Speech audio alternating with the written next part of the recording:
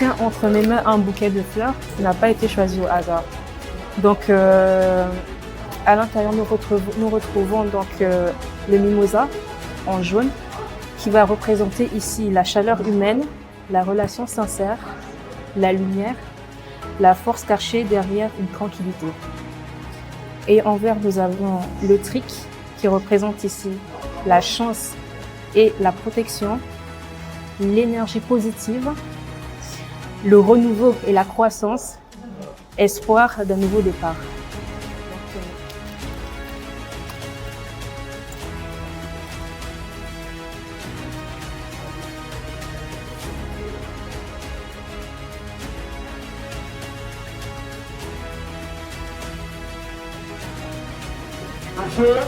Monsieur Anako Kilibizé, président d'un centre pour le Ghana.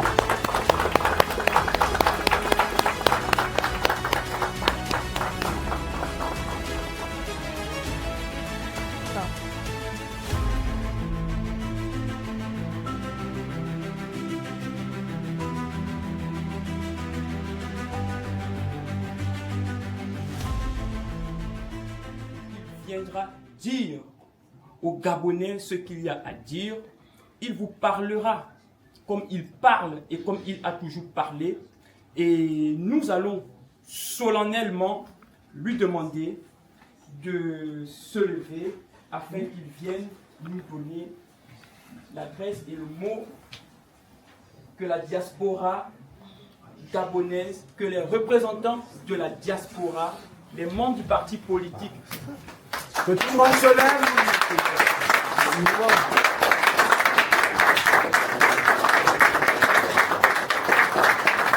Merci.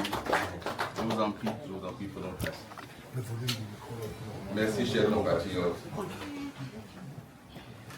Puisque je suis déjà debout, est-ce qu'on peut. Voilà. Et je suis déjà présent, j'ai le nom qui est présent, j'ai la photo qui est là. Ça fait beaucoup. Je voudrais d'abord vous dire un grand merci. Merci aux représentants EPG. Merci à la coordination. Merci aux représentants de la diaspora. Merci à vous qui êtes là. Merci d'être venus.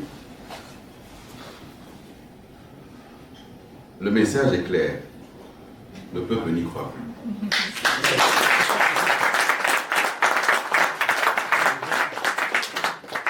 Et en fait, le peuple n'en peut plus. Lorsqu'on a suscité l'espoir, parce qu'il faut le reconnaître, le 30 août 2023, les Gabonais, soit motivés, soit de manière spontanée, ont cru. Ils ont vu un espoir. Et les Gabonais qui ont vu cet espoir, on ne peut pas les blâmer. Nous étions arrivés à un niveau de fatigue du système. Il fallait soit son renouvellement, soit un changement. L'un et l'autre ne s'étant pas produit tel que les Gabonais l'espéraient, un espoir est né. Le problème lorsqu'on suscite un espoir, c'est qu'il faut être capable de le porter sur la durée. On ne gouverne pas comme on prend le pouvoir. On peut prendre le pouvoir par la ruse, on peut le prendre par la force, on peut le prendre par la roublardise. Mais pour gérer un pays sur la durée, la ruse ne suffit pas. La force ne le peut pas. Et la roublardise, on finit toujours par se rendre compte qu'il y a plus malin que soi. Alors, le cœur du message que je porte, je voudrais le décliner sur 3 aspects. Le premier, c'est le passé. Un pays doit avoir le courage de regarder son parcours. D'où venons-nous? Quelles ont été nos réussites? Réussites collectives, j'entends. Quels ont été nos échecs? Qu'est-ce qui nous caractérise? Qu'est-ce qui nous identifie par rapport à d'autres pays? Qu'est-ce qui fait que parmi les Noirs d'Afrique centrale, le Gabonais se sente Gabonais. C'est important de savoir d'où nous venons. En deuxième point, j'aborderai le présent. Parce qu'en fait, autant le passé nous aide à nous identifier et à constituer une expérience, le présent a ses défis. Le présent a ses défis. De quoi le lendemain est fait? Qu'y aura-t-il dans l'assiette? Comment scolariser les enfants? Comment gérer la question de l'emploi? Comment gérer la question de la santé? Comment gérer la question de l'économie? Comment on se projette? C'est le présent qui permet tout cela.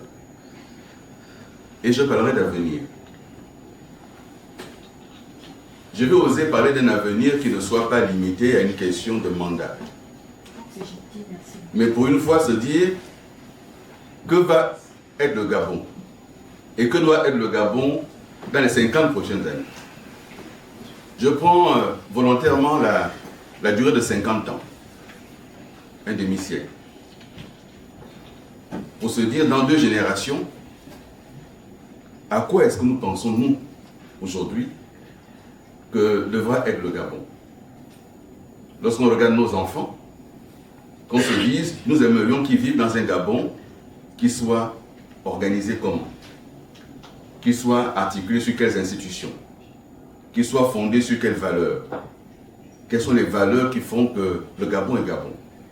Qui soit porté par quel projet d'avenir? Je parlerai de ce 3e point. Et je parlerai de moi, pour commencer. Je parlerai de moi parce que parler de soi est haïssable, disait un auteur français. Le mot est haïssable. Mais si je n'ai pas la possibilité de dire quelques petits mots, je laisse des vides qui seront remplis par d'autres. Et pendant trop longtemps, d'autres ont écrit mon histoire à ma place. D'autres ont choisi les mots pour m'identifier, les mots pour me qualifier, les épithètes que les uns et les autres ont retenus. Mais qui m'a vraiment connu? Je suis né à Makoko, dans une famille gabonaise normale, d'un père fonctionnaire de PTT et d'une mère femme au foyer. Mon père était polygame, comme de nombreuses familles gabonaises de l'époque. Je suis pas né dans les beaux quartiers de Libreville. Et être né dans une famille gabonaise normale ne condamne personne à la déchéance, ne condamne personne à la reproduction sociale. Et nous devons combattre la reproduction sociale qui veut que les enfants des pauvres finissent pauvres. Et donc, quand on parle de « vous avez servi le régime », oui, c'est vrai. C'est ce que l'histoire officielle de ceux qui écrivent à ma place veulent que les Gabonais retiennent. Oui, j'ai servi le régime et j'en parlerai. Mais j'ai un parcours qui m'a amené d'abord à combattre ces régimes et à subir les conséquences de ces régimes, la répression de ces régimes. Lorsqu'il a fallu se balader, se déplacer dans Libreville, caché dans les coffres de voiture avec Maître Méré, Fabien, combien de Gabonais à cette époque-là osaient affronter Omar Bongo et son régime? La garde républicaine n'est pas née d'aujourd'hui. La garde présidentielle était déjà là comme outil de répression. Lorsque j'ai dû passer des années durant, sans avoir la possibilité d'obtenir un passeport et sortir du Gabon, combien de gens le savent? Lorsque pour la première fois j'ai réussi à obtenir un passeport en allant payer 80 000 francs à Gabon Contact, parce que j'étais identifié au niveau du CEDOC, et que Gabon Contact avec ses réseaux, il fallait payer 80 000. J'ai obtenu un passeport et une mission pour me rendre à Douala, parce que je travaillais dans une boîte privée qui a réussi à trouver un créneau pour que j'aille à Douala, une petite formation. M'embarquer dans un avion pour aller à Douala. Je suis monté à bord de l'avion et on m'a accueilli dans l'avion. Alors que les miens étaient repartis, on m'a pris dans l'avion. Direction le CEDOC. Lorsqu'on parle de Bili Binze qui a servi le régime, pourquoi on oublie de dire ce que Bili Binze a subi de ce régime-là? Lorsque j'étais étudiant et que j'ai combattu pour le bien-être des étudiants, pour une meilleure université, pour une meilleure qualité de la formation, pour une meilleure projection d'avenir, et que le pouvoir m'a frappé. Combien y a-t-il eu de marches à Libreville pour demander que celui-là a payé pour nous? On ne va pas le laisser comme ça. Quand vous rencontrez dans la rue un copain avec qui vous avez été à la fac, qui t'appelait assez, mais quand il te voit, il traverse le trottoir. Vous vivez une solitude. Il y a du monde autour de vous, même vous êtes seul. Combien de gens ont vécu ça? Oui, j'ai eu un parcours. J'ai adhéré à un parti politique, le RNB. Avec la force, la foi, l'ambition de changer le pays. Avec un triptyque que les Gabonais ont retenu à l'époque, école cadeau, hôpital cadeau, travail pour tous. J'ai prôné cela. Mais je le prône pourquoi? Je le prône parce que je suis un enfant de la République. Je le prône parce que si mes parents avaient dû payer mes études, je n'aurais pas fait d'études. Je le prône parce que j'ai eu la chance d'avoir un concours d'entrée en 6e, d'aller à l'ESCAP, une école d'enfants de troupe, où tu arrivais et puis on te disait ton petit baluchon, ramène-le à la maison, ici on t'offre tout. Chaussettes, caleçons, chaussures, tenues, stylos, crayons, livres. Et la 6e en terminale, je n'ai pas payé l'école. Je n'ai payé ni inscription, ni fourniture, ni quoi que ce soit. L'État m'a pris en charge. Lorsqu'on a vécu cela, et qu'on se rend compte qu'on a maintenant un pays où il faut que les uns et les autres payent pour aller à l'école, on a le devoir de s'engager. Alors il y a la sempiternelle question, oui mais quand tu étais là-bas, pourquoi tu n'as pas dit ça? Nous sommes ici dans une réunion, dans une rencontre. Et cette rencontre nous permettra d'échanger. Moi, j'aime m'exprimer et citer des témoignages. Et ce que je vais dire là ne relève pas du secret d'État. Donc, je ne peux pas être poursuivi pour cela. J'observe d'ailleurs que lorsqu'il a été instauré la question du serment devant le président de la République, beaucoup d'acteurs politiques d'opposition ont contesté, ont condamné cela. Et puis j'ai observé qu'ils ont gardé le serment. Ça fait partie des contradictions qu'il y a. Alors, un jour en conseil interministériel, se pose le problème des internats. Parce que le pays traversait une crise, j'étais ministre délégué. Et que traversant cette crise-là, comme aujourd'hui, le pays est allé cogner à la porte du FMI. Et que le FMI a dit qu'il faut baisser les charges de l'État. Et que certains membres du gouvernement ont dit, mais il faut fermer les internats, ça dépense beaucoup d'argent. Je me suis élevé contre cela. J'étais ministre délégué. Madame Bitouga est témoin. C'est pour cela que je vous dis, lorsque je m'exprime, je cite toujours des témoins. J'ai dit, il n'est pas possible. Parce que vous avez traversé, vous voulez brûler les chaînes pour que plus personne ne traverse. Et je leur ai dit, j'étais ministre délégué. Je leur ai dit, vous tous qui êtes là, vous avez fait des études grâce à l'argent de l'État. Il n'est pas possible de le faire. Et lorsque nous avons eu la possibilité, avec d'autres, je n'étais pas seul, autour d'Ali Bongo, de faire en sorte que tous les Gabonais qui avaient 10 de moyenne puissent avoir la bourse, nous l'avons fait pour étendre la bourse. Et faire en sorte que chaque Gabonais puisse avoir cette possibilité-là. Et donc le parcours qui m'a mené à intégrer la gestion de l'État, c'est un parcours qui a commencé dans l'opposition, auprès d'un Babesson. Et ce qui forge mes convictions politiques, c'est aussi mon engagement chrétien. Je suis né chrétien, Église évangélique du Gabon. J'ai milité dans ce mouvement-là de l'Union chrétienne des jeunes gens aux 9 étages. Et nous avons ensuite engagé notre activité à Béthanie. J'ai fait partie avec d'autres qui sont ici, des premiers à avoir milité et mis en place cette œuvre-là, qui est devenue ce qu'elle est aujourd'hui. Je n'en juge pas, je ne me prononce pas dessus, je parle de mon parcours.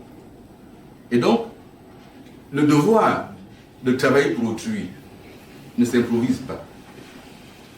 Et lorsqu'on me dit, vous avez travaillé dans le système, j'aimerais bien que de temps en temps, on se souvienne que j'ai travaillé pour le Gabon. Je n'étais pas ouvrier ou employé au domicile d'Ali Bongo. Je travaillais aux côtés d'Ali Bongo pour le Gabon. Et dans ce travail pour le Gabon, j'ai un parcours ministériel. Il faudrait que de temps en temps on parle de ce que j'ai fait, ministère par ministère. Aujourd'hui, on voudrait me rendre coupable ou responsable de la gestion de l'État. L'histoire du Gabon nous enseigne que le premier président s'appelait Léon Mba. Qu'il y a eu un deuxième président qui s'appelait Omar Bongo Ondimba. Qu'il y a eu un président par intérim qui s'appelait Rose Francine Ogombe. Il y a eu un président qui s'appelle Ali Bongo qui n'est plus. Et puis on a un autre président aujourd'hui, Olivier Nguema. De cette liste de présidents qu'il y a eu, où apparaît le nom de Billy Bizer? Bientôt. À quel moment Billy Bizer a-t-il géré l'État gabonais comme président? Il en a décidé, il a choisi tout ce qui s'est fait pour en répondre aujourd'hui. Il se trouve simplement que quand on souffle le vent et que les roseaux plient, on va regarder l'arbre qui tient debout. C'est sur celui-là que chacun va essayer de jeter la pierre. Parce qu'il est le seul qui ose rester debout pour affronter la bourrasque. C'est ça la réalité. Parce que, sinon, mes chers compatriotes, qu'est-ce qui peut justifier cela? Qu'est-ce qui peut expliquer qu'aujourd'hui, alors que nous regardons la gouvernance actuelle et à tous les étages, nous retrouvons des personnes qui ont servi le pays aux côtés d'Ali Bongo, à tous les étages, à la présidence de la République, en commençant par le président lui-même, un produit des Bongo, devenu militaire grâce au Bongo, devenu général grâce à un Bongo, devenu commandant en chef grâce à un Bongo, et c'est moi qui suis maintenant affilié au Bongo. Alors que celui qui a le sang des Bongo est au pouvoir. Quelle est cette magie qui consiste en réalité à, de manière tout à fait ouverte, à détourner ainsi le sens de l'histoire des réalités? Mais la loyauté. Moi, je suis allé voir Ali Bongo quand il était assigné à résidence. Je suis allé le voir. Je ne suis pas allé le voir parce que j'étais nostalgique ou que j'avais envie que le système se poursuive. Je suis allé le voir parce que un homme à terre, il a besoin, quand il lève les yeux, de voir que quelqu'un peut tendre la main. Depuis quand la loyauté est devenue un problème? Les valeurs qu'on doit porter dans le pays, c'est lesquelles? En tant qu'humain, vous travaillez, vous avez des amis, de la famille sont autour de vous. Le jour où vous perdez votre emploi, tout le monde se retire. Ça fait quoi? Ça fait quoi se retrouver un matin et qu'on se rend compte que hier, quand j'avais les capacités, j'avais les outils indispensables, tout le monde était autour de moi. Chacun le vit dans sa famille. Chacun l'a vécu. Chacun connaît quelqu'un qui l'a vécu. Cette question de loyauté, de solidarité, de fidélité, pourquoi celui qui est loyal au Gabon, ça devient un problème? Pourquoi notre pays applaudit-il celui qui trahit? Pourquoi? Pourquoi faudrait-il qu'on veuille montrer aux Gabonais que la trahison c'est une valeur? Que la déloyauté c'est ce qu'il faut encourager? Que l'infidélité c'est ça qu'il faut prôner? Dans ces conditions-là, il faut tenir debout et rappeler ce que sont nos valeurs. Le passé, c'est Léon Mba. Notre pays aujourd'hui, il n'est pas né en 2009. Le narratif qui consiste en réalité à annuler le passé pour commencer le pays en 2009 est un narratif dangereux.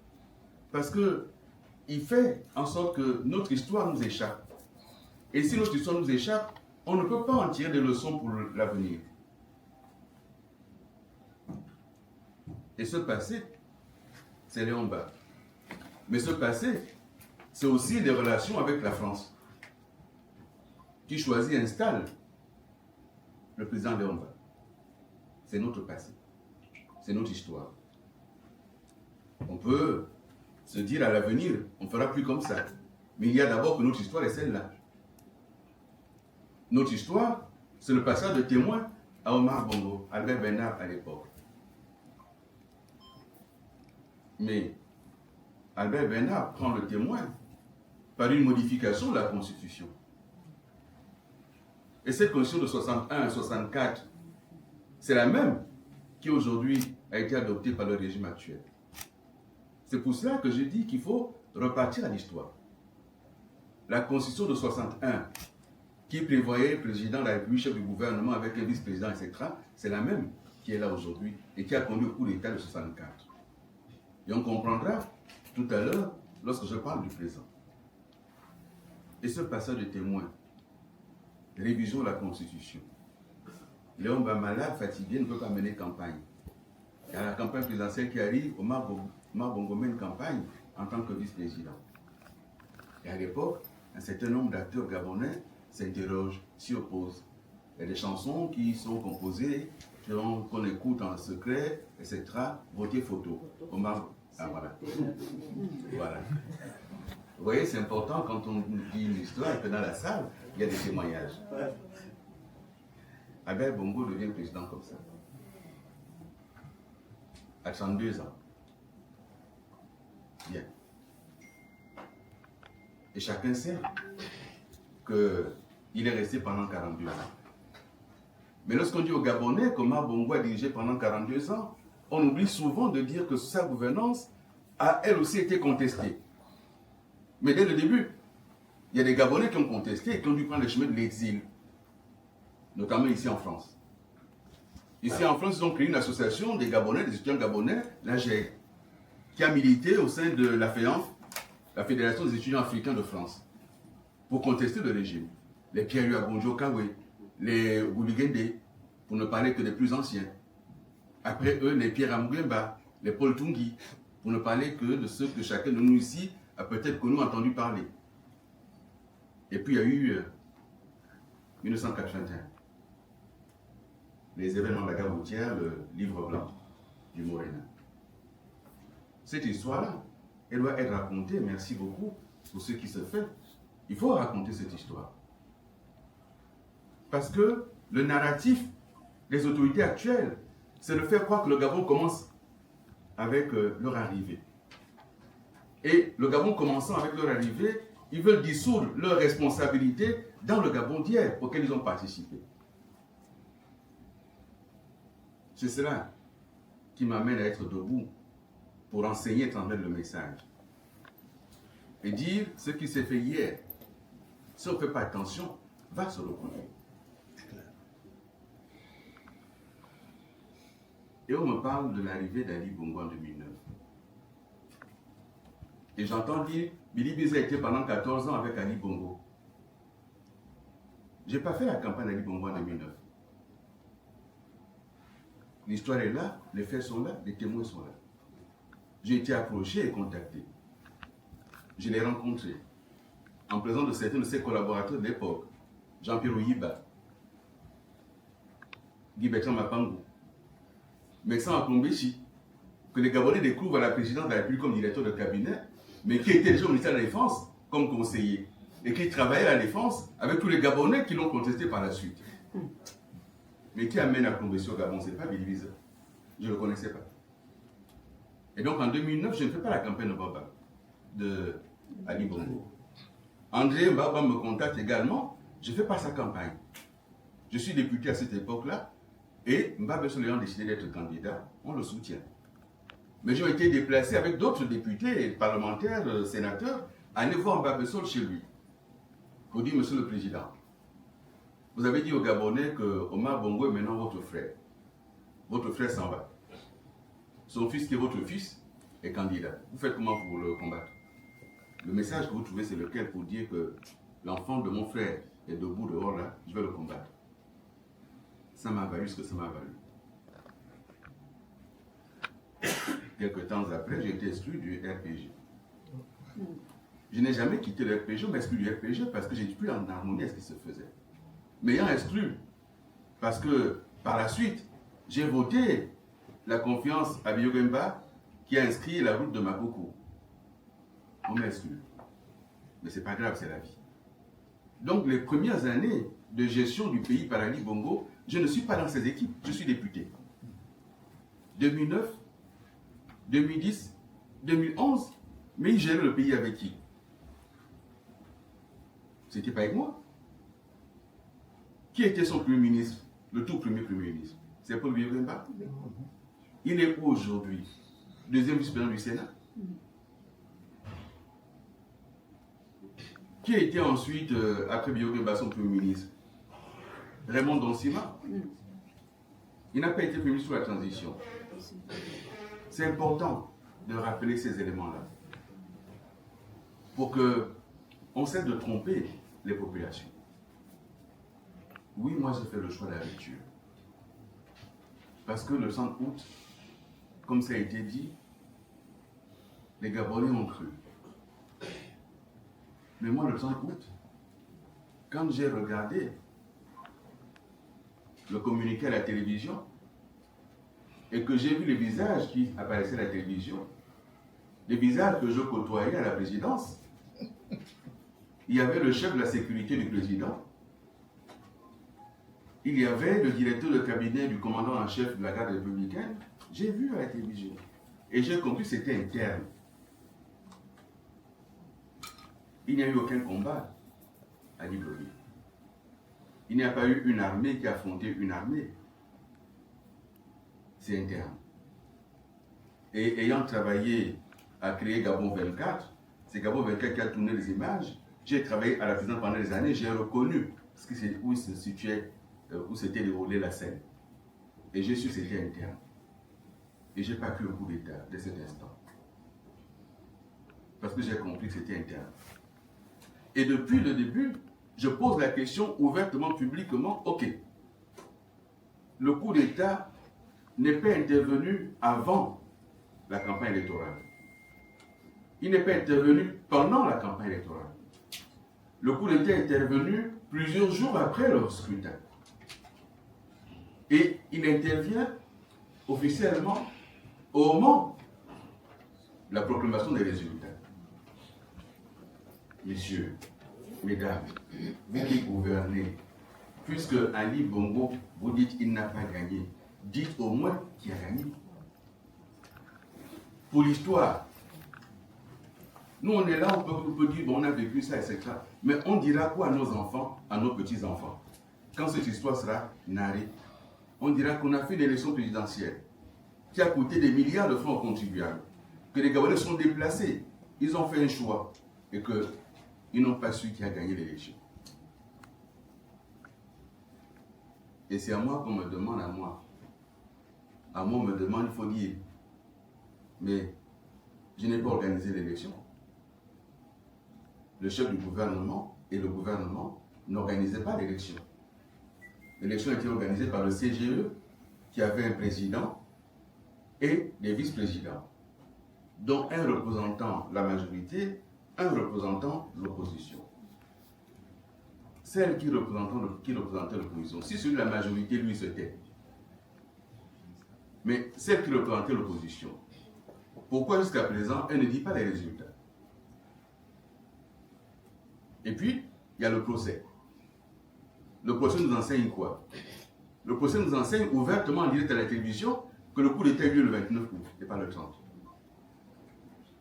Que le coup d'État a commencé le 29, les uns et les autres ont été arrêtés le 29 à 20h, entre 20h et 22h, les résultats ont été proclamés à 3h du matin. Donc ce n'est pas le 30 août, c'est le 29 août. Le présent. Le présent. La raison pour laquelle, avec des compatriotes gabonais, nous nous sommes mis debout pour dire non, on ne peut pas continuer. Moi, j'ai fait le choix de ne pas continuer. Et depuis que je le dis, j'ai entendu aucun démenti dans les révélations que j'ai faites. Le 30 août, à 9h du matin, mon aide de camp, commandant Joël, commandant de la GR, il me dit, le général va vous appeler. Et il m'a appelé. Et on s'est vu. Et le reste, vous le connaissez déjà. J'ai refusé de continuer. Parce que soit on change le système, et on le change véritablement, ou alors on maintient le même système, mais on ne tient pas un discours de changement. Vous ne pouvez pas dire aux Gabonais, on est venu pour la rupture. On est venu parce que le système, on doit le changer. On est venu restaurer la dignité. Et derrière cela, vous continuez avec les mêmes. Et puis il y a un nouveau débat. Pourquoi Bili Bizé n'est pas en prison? Mais pourquoi je serai en prison? Je n'ai pas volé. Je n'ai pas détourné. Je n'ai pas tué. Je n'ai mis personne en prison. Pourquoi j'irai en prison? Parce que j'ai servi mon pays. Mais dans ces conditions, tous ceux qui ont servi le pays avant moi, ou en même temps que moi, qu'on nous mette tous en prison. Et donc, le présent, c'est de se dire, il y a une constitution qui a été adoptée. Nous l'avons combattue, cette constitution. Nous l'avons combattue non pas parce que nous avions envie simplement d'amuser la galerie. Tous les pouvoirs exécutifs concentrés en les mains d'un seul, ça ne peut conduire qu'à la tyrannie. Il n'y a aucun pays qui peut se développer de cette façon-là. S'il n'y a pas d'équipe des pouvoirs, s'il n'y a pas de séparation des pouvoirs, si chaque institution ne joue pas son rôle, le pays ne peut pas se développer. Quand je parle du passé, le parti unique nous a conduits où? Là où vous voyez le président de l'Assemblée nationale qui reçoit les syndicats pour négocier. Est-ce que vous imaginez ça? L'Assemblée nationale, c'est l'exécutif. Dans le cas de la séparation des pouvoirs, s'il veut donner des conseils, il peut donner des conseils en secret. Comment peut-il recevoir les syndicats pour négocier avec eux? Quand il négocie avec eux, quelle est sa marge de manœuvre? Est-ce qu'il a la capacité de résoudre le problème en tant qu'Assemblée nationale? Cette confusion qui fait que dans notre pays, depuis Omar Bongo jusqu'au président Ali Bongo, jusqu'à celui qui est là, les institutions sont au service d'un homme. Ça doit s'arrêter. Ça doit s'arrêter. Oui, mais pourquoi tu ne l'as pas dit hier? Mais ce n'est pas parce que je me suis pas dit hier que je dois continuer à faire mal. L'être humain doit être capable de dire, là je me suis trompé, je ne continue pas. Mais ceux qui me rétorquent, pourquoi tu n'as pas dit ça hier? En fait, ce qu'ils voudraient, c'est que j'aille rejoindre le système et qu'on continue comme hier. C'est ça qu'il y a derrière ce reproche. Parce que autrement, je ne comprends pas comment on est en train de vous dire ce que vous faites là. On l'a déjà fait. On en connaît le résultat. Donc, cette constitution qui met tous les pouvoirs en les mains d'un seul, je vous le dis, mes chers compatriotes, si cette constitution n'est pas révisée, si elle n'est pas révisée, dans 2 ans maximum, on a une crise de système, on a une crise de régime. La raison, elle est simple. 2 exemples. Quand il y a quelques jours, il reçoit les 100 jours du gouvernement. C'est quoi les 100 jours du gouvernement? Dans un système présidentiel, les 100 jours, c'est les 100 jours du président qui est chef du gouvernement. Il a été élu, il a prêté serment en mai. Ces 100 jours sont achevés quand? 13 août. Donc les autres 100 jours qu'on fait là, c'est lesquels? C'est la confusion des gens. Ils ont une constitution aujourd'hui qui dit 5e République, mais ils ont un comportement de la constitution précédente. Tout leur logiciel, c'est comme hier. Il ne sait pas qu'il est chef du gouvernement. Il ne sait pas. Il s'oublie de temps en temps, il croit que le gouvernement est distinct de lui. Alors que dans sa constitution, il est le chef du gouvernement. Premier exemple. Deuxième, vous avez aujourd'hui un secrétaire général de la présidence de la République, avec des conseillers spéciaux chefs de département. Pourquoi y a-t-il encore au Gabon un secrétaire général du gouvernement? Le gouvernement est où? La confusion. Et c'est cette confusion qui fait que le chef de l'État peut recevoir les syndicats jusqu'à 4 h du matin, sans son ministre, sans aucun technicien. Et nous disons la première chose à faire, il faut réviser la Constitution. Là n'est pas un débat de pour ou contre le président actuel. Là est le débat de la République, le débat du pays. Cette constitution est mauvaise, il faut la refaire. La deuxième chose, les institutions. Lorsqu'on dit qu'on restaure les institutions, et là je m'adresse à des compatriotes, la restauration, c'est le retour à l'ordre ancien. Il y a eu la Révolution française. On a aboli la monarchie. On a proclamé la République. Et puis on a dit non, non, non, non, tout ça c'est bon là, on arrête ça. Et puis on fait la restauration. Et puis il y a l'Empire qui arrive. On ne fait pas attention aux mots quand les gens les emploient. Mais ceux qui emploient les mots savent ce qu'ils disent, savent ce qu'ils font. Et cette restauration-là, elle est lisible dans les institutions actuelles. C'est la restauration des institutions du parti unique, de la Constitution de 61. C'est là-bas qu'on repart. Mais quand on veut bien faire, on pose le diagnostic, institution par institution. Qu'est-ce qui n'a pas fonctionné? Est-ce que les textes étaient mauvais? On modifie les textes. Est-ce que le découpage était mauvais? On refait le découpage. Est-ce que le système électoral était mauvais? On le refait. On refait les institutions. Elles n'ont pas été refaites. Et moi, je considère qu'il y a eu la transition militaire qui s'est achevée avec les différentes élections. Et là, on est rentré dans une transition civile. Parce que pour moi, tout ça est provisoire. Cette condition, elle est provisoire. Ces institutions sont provisoires. Il faut refaire de vraies institutions. Aujourd'hui, c'est la situation économique du pays. Des mauvais choix ont été faits. Quand j'ai dit que Assala est une mauvaise opération, 700 milliards de francs, on a emprunté auprès de Gunvor, un trader qui a été condamné dans des pays en Europe pour corruption. On a traité Gunvor.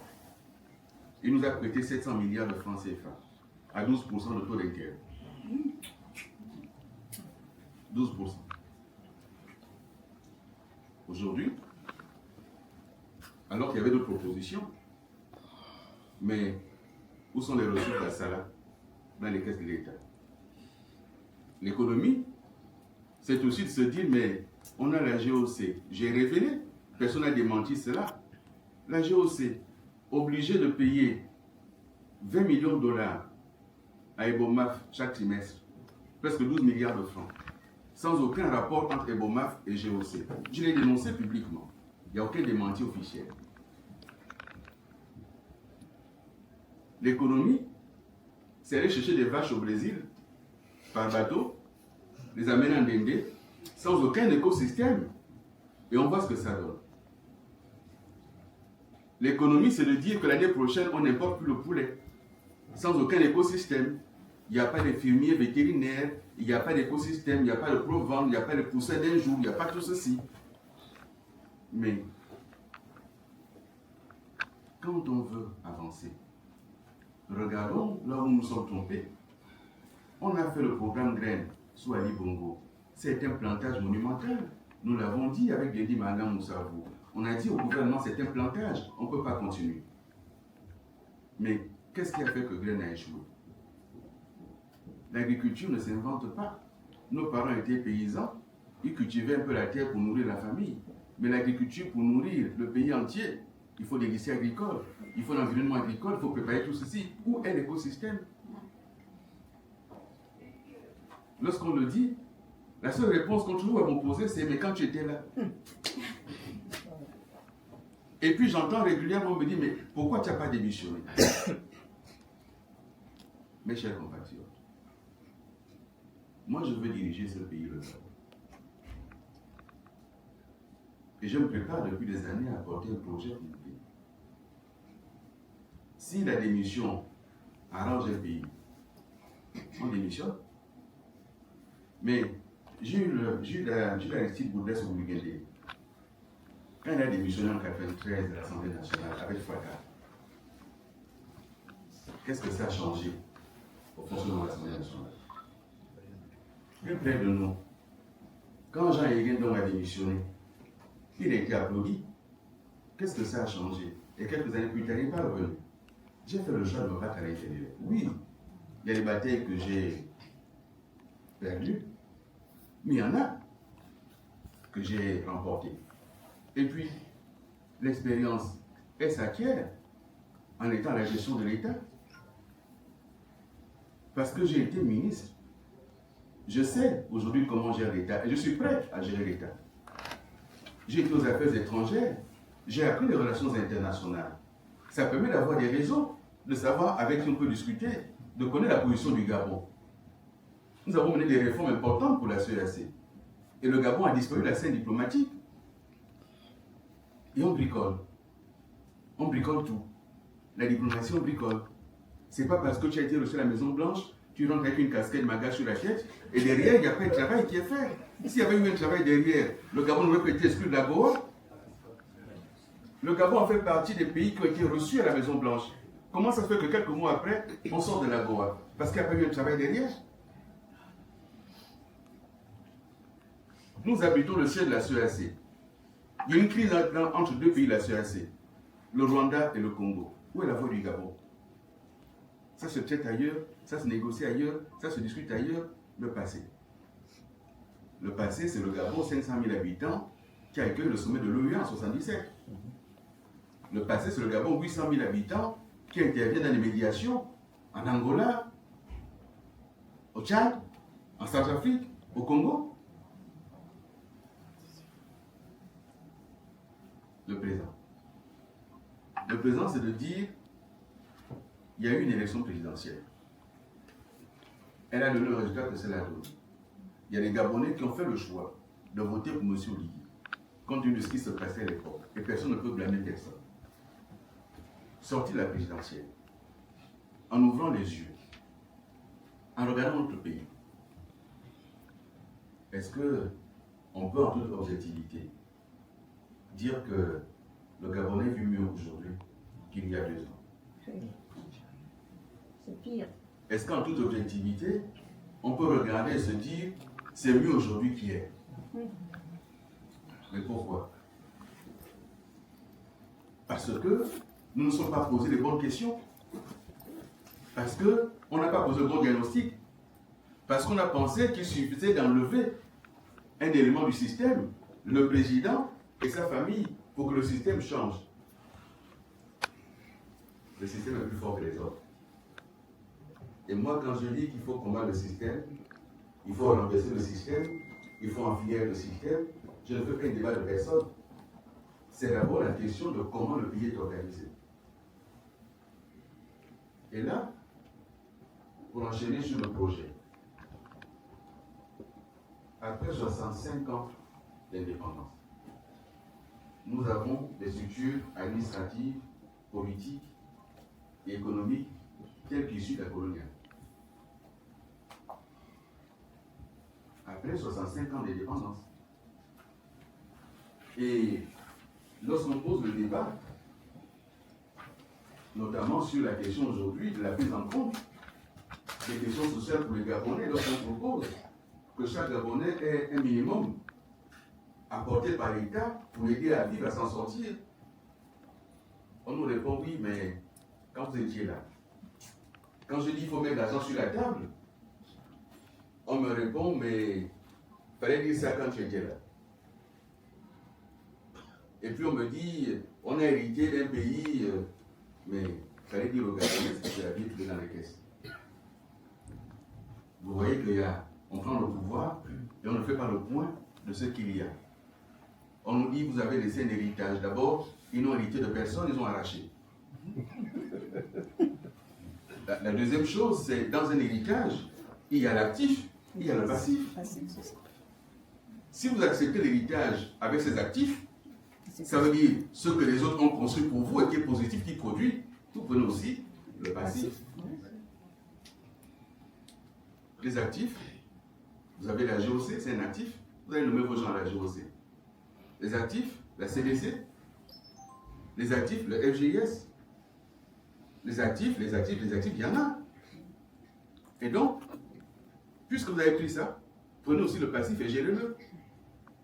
Et les problèmes, quand je dis qu'ils sont anciens, je souligne que ceux qui sont là ne peuvent pas les ignorer. Puisqu'on gère le pays là, la crise là, on la gère avec les mêmes qui étaient déjà là. Donc ce n'est pas nouveau. Et aujourd'hui, nous devons poser le débat. Et c'est pour cela que nous proposons les États généraux de la nation. Ces États généraux de la nation, ce n'est pas aller faire un autre dialogue politique. C'est d'aller au fond des problèmes.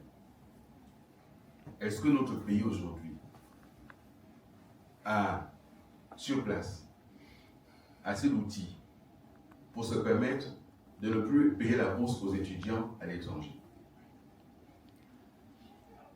C'est un débat. Entre renforcer le nombre de militaires et envoyer des enfants apprendre à l'étranger, la guerre qu'il faut gagner, c'est la guerre contre l'illettrisme. c'est la guerre contre l'analphabétisme. C'est la guerre contre l'ignorance. Et cette guerre ne se gagne que par l'éducation, la formation. La guerre qu'il faut gagner, c'est préparer notre pays aux enjeux du XXIe siècle.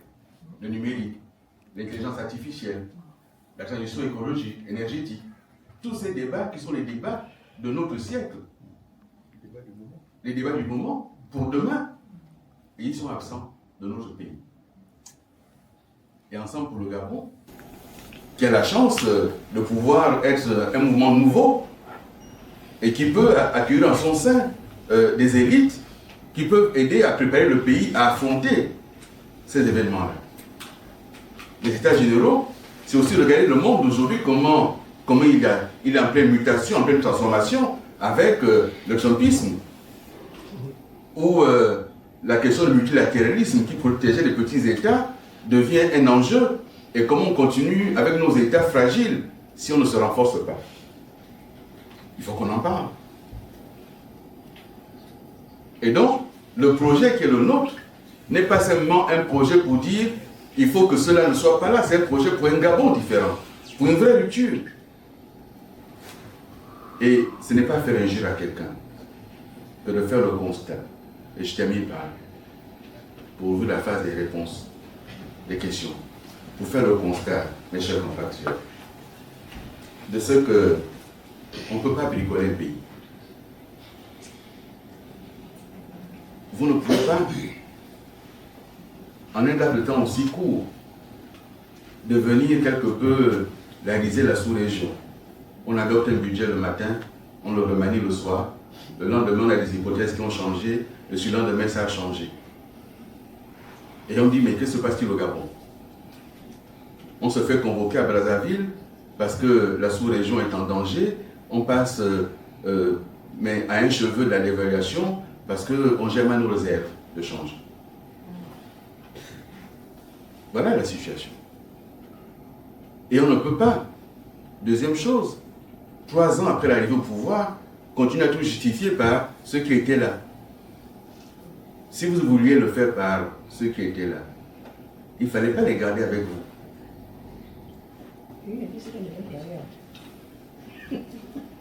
À tous les étages. On ne peut pas construire un pays sans vision, sans cap. Je peux prendre dans la salle, si quelqu'un peut dire quel est le projet économique en cours au Gabon aujourd'hui, là, maintenant, si quelqu'un est capable de dire, même dans le rang, même au sein du gouvernement, quel est le projet économique en cours aujourd'hui, ça n'existe pas. Il y a quelques jours, on a adopté le plan national de croissance et de développement que j'ai lu. Et quand je l'ai lu, j'ai retrouvé des éléments du PGE, des éléments du PRE. Je les ai retrouvés. N'est-ce pas, non? Tout à fait. Bien. Et après avoir adopté un budget, une loi de finances pour 2026, on dit aux populations, voilà, le plan national est en ligne, faites vos contributions. Mais sur quelle base on a donc adopté le budget, si on doit encore faire des contributions? On ne peut pas. On n'a pas le droit, aujourd'hui, en 2026, de faire du pilotage à vue. On n'a pas le droit, en 2026, de menacer les enseignants, de mettre les syndicalistes en prison, de mettre les journalistes en prison en 2026. Vous qui êtes ici dans la diaspora, vous qui vous êtes battus pendant des années dans la résistance, c'est quand même pas pour ça que vous êtes battus. C'est quand même pas pour ça.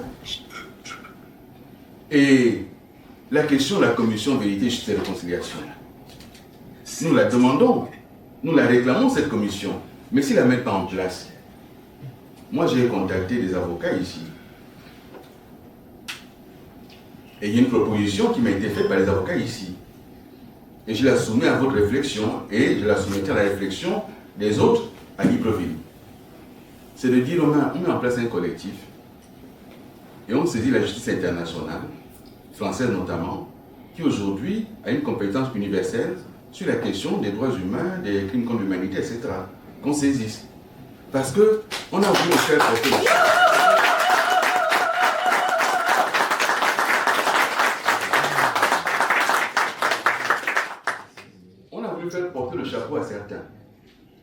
ceux qui étaient ici et qui disaient il y a des charniers, ils sont au gouvernement, pourquoi ils n'en parlent plus?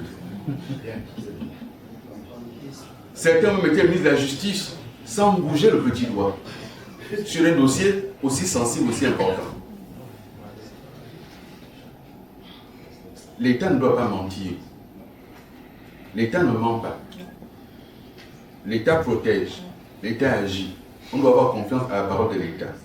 L'État nous a dit, lorsqu'on aura fini avec la transition, on mettra en place cette commission. Moi, je ne dis pas qu'il y aura le résultat demain. C'est un processus qui est long. Il faut des enquêtes, il faut des spécialités, il faut des témoignages. C'est important, c'est un processus long. Mais il faut commencer. Mais puisque eux ne veulent pas commencer, parce qu'ils savent ce qui s'est passé. Mais ce collectif, si vous en convenez, on le met en place, on prend des avocats et les plaintes sont déposées pour que les Gabonais sachent ce qui s'est passé. Si on ne nettoie pas cette plaie béante, ouverte, à notre histoire, à notre mémoire, très difficile de parler de réconciliation au pays.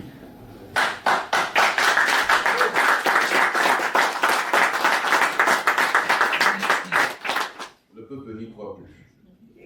Le peuple n'en peut plus. Il n'en peut plus. Il n'en peut plus. Et le peuple n'en veut plus. Excusez-moi, j'ai été un peu plus long que le temps qui m'avait été indiqué, mais je peux répondre à vos questions maintenant.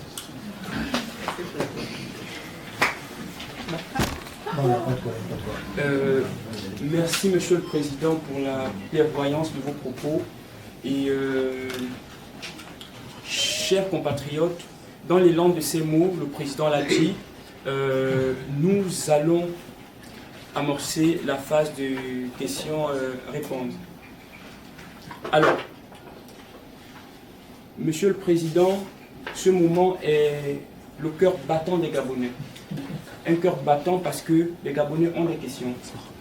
Et de ces interrogations, d'aucuns auront à cœur, ma foi, d'avoir les réponses afin de dissiper les indicibles dans le cœur de tous les Gabonais.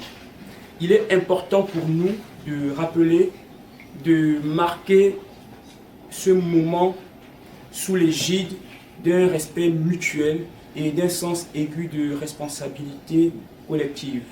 Et un mot à la presse, un moment particulier d'interview vous a été réservé pour cette phase de questions après l'échange entre les compatriotes et le président. Donc vos questions en somme, vous pouvez les garder. Le président vous accordera un temps particulier.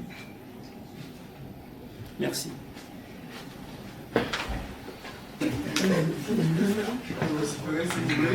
Non, il ne faut pas vociférer. Bon, allez. Je ne suis pas Mitterrand, ne vous inquiétez pas. Donc c'est bon, vous m'entendez là? Est-ce que la salle m'entend suffisamment? Oui. Alors je suis ici en tant que citoyen gabonais, je n'ai été mandaté par personne, nonobstant le métier que j'exerce, donc au moins que les choses soient claires. Monsieur le Président, j'ai une question à vous poser. Et c'est une question que j'ai toujours formulée publiquement sur différents panels, sur TikTok et également sur des médias. Et là, je vous la pose en face, en tant que Gabonais, et vous qui aspirez à nous diriger. Monsieur le Président, il y a eu donc l'élection, comme vous le savez, du 12 avril 2025. Et je fais partie de ceux qui disent que cette élection était une honte. Cette élection était frauduleuse. Et c'est l'élection la plus frauduleuse de l'histoire du Gabon. Pourquoi? Parce qu'au cours de cette élection, après le vote, nous avons eu un collège électoral qui a bougé 3 fois. Les chiffres du ministère de l'Intérieur, du ministre de l'Intérieur lorsqu'il les proclame, si vous voulez, je peux vous donner le détail, donne un chiffre. Lorsqu'on regarde le détail des inscrits par province et à l'étranger, on tombe sur un autre nombre d'inscrits. Et lorsque la Cour constitutionnelle arrive, elle donne un autre nombre d'inscrits. En gros, pour vous la faire courte, pour ne pas vous perdre, la Cour constitutionnelle s'est mise hors la loi en augmentant le collège électoral de plus de 7000 voix. Ce qui n'est pas dans ses prérogatives, ce qui est contre la loi. Par conséquent, étant donné qu'une élection a une invariable qui est le nombre d'inscrits, qui ne peut pas bouger après le vote, on est au moins d'accord tous là-dessus, c'est-à-dire que dès que l'élection est finie, le nombre d'inscrits ne bouge plus. Au Gabon, on a inventé, parce que bon, on est géniaux, On a inventé une élection avec un nombre d'inscrits qui bouge après le vote. Par conséquent, M. Brice Clotaire Oligui Nguema ne peut pas être le président élu du Gabon. Parce que la base est fausse. Si la base est fausse, le résultat l'est. Et ce n'est pas un reproche que je vous fais, c'est juste une question.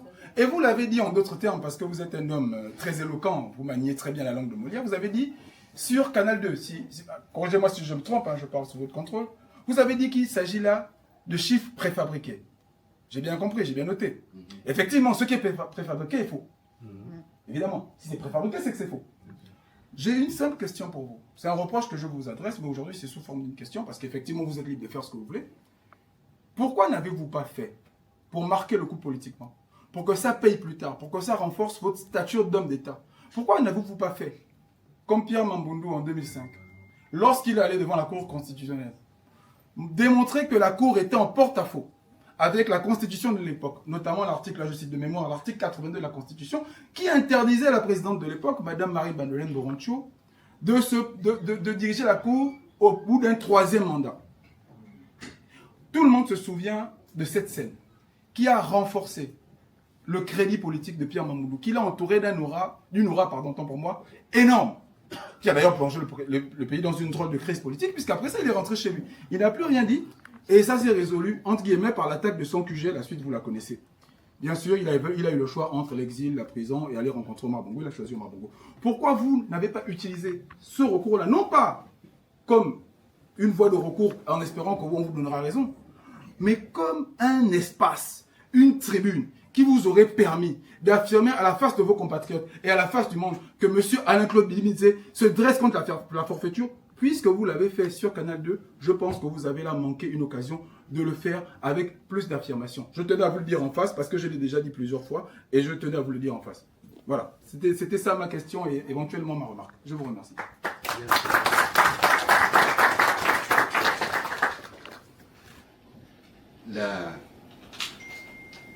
L'une des difficultés lorsqu'on a dirigé et qu'on décide de se mettre dans l'opposition, c'est que on a les textes du pays.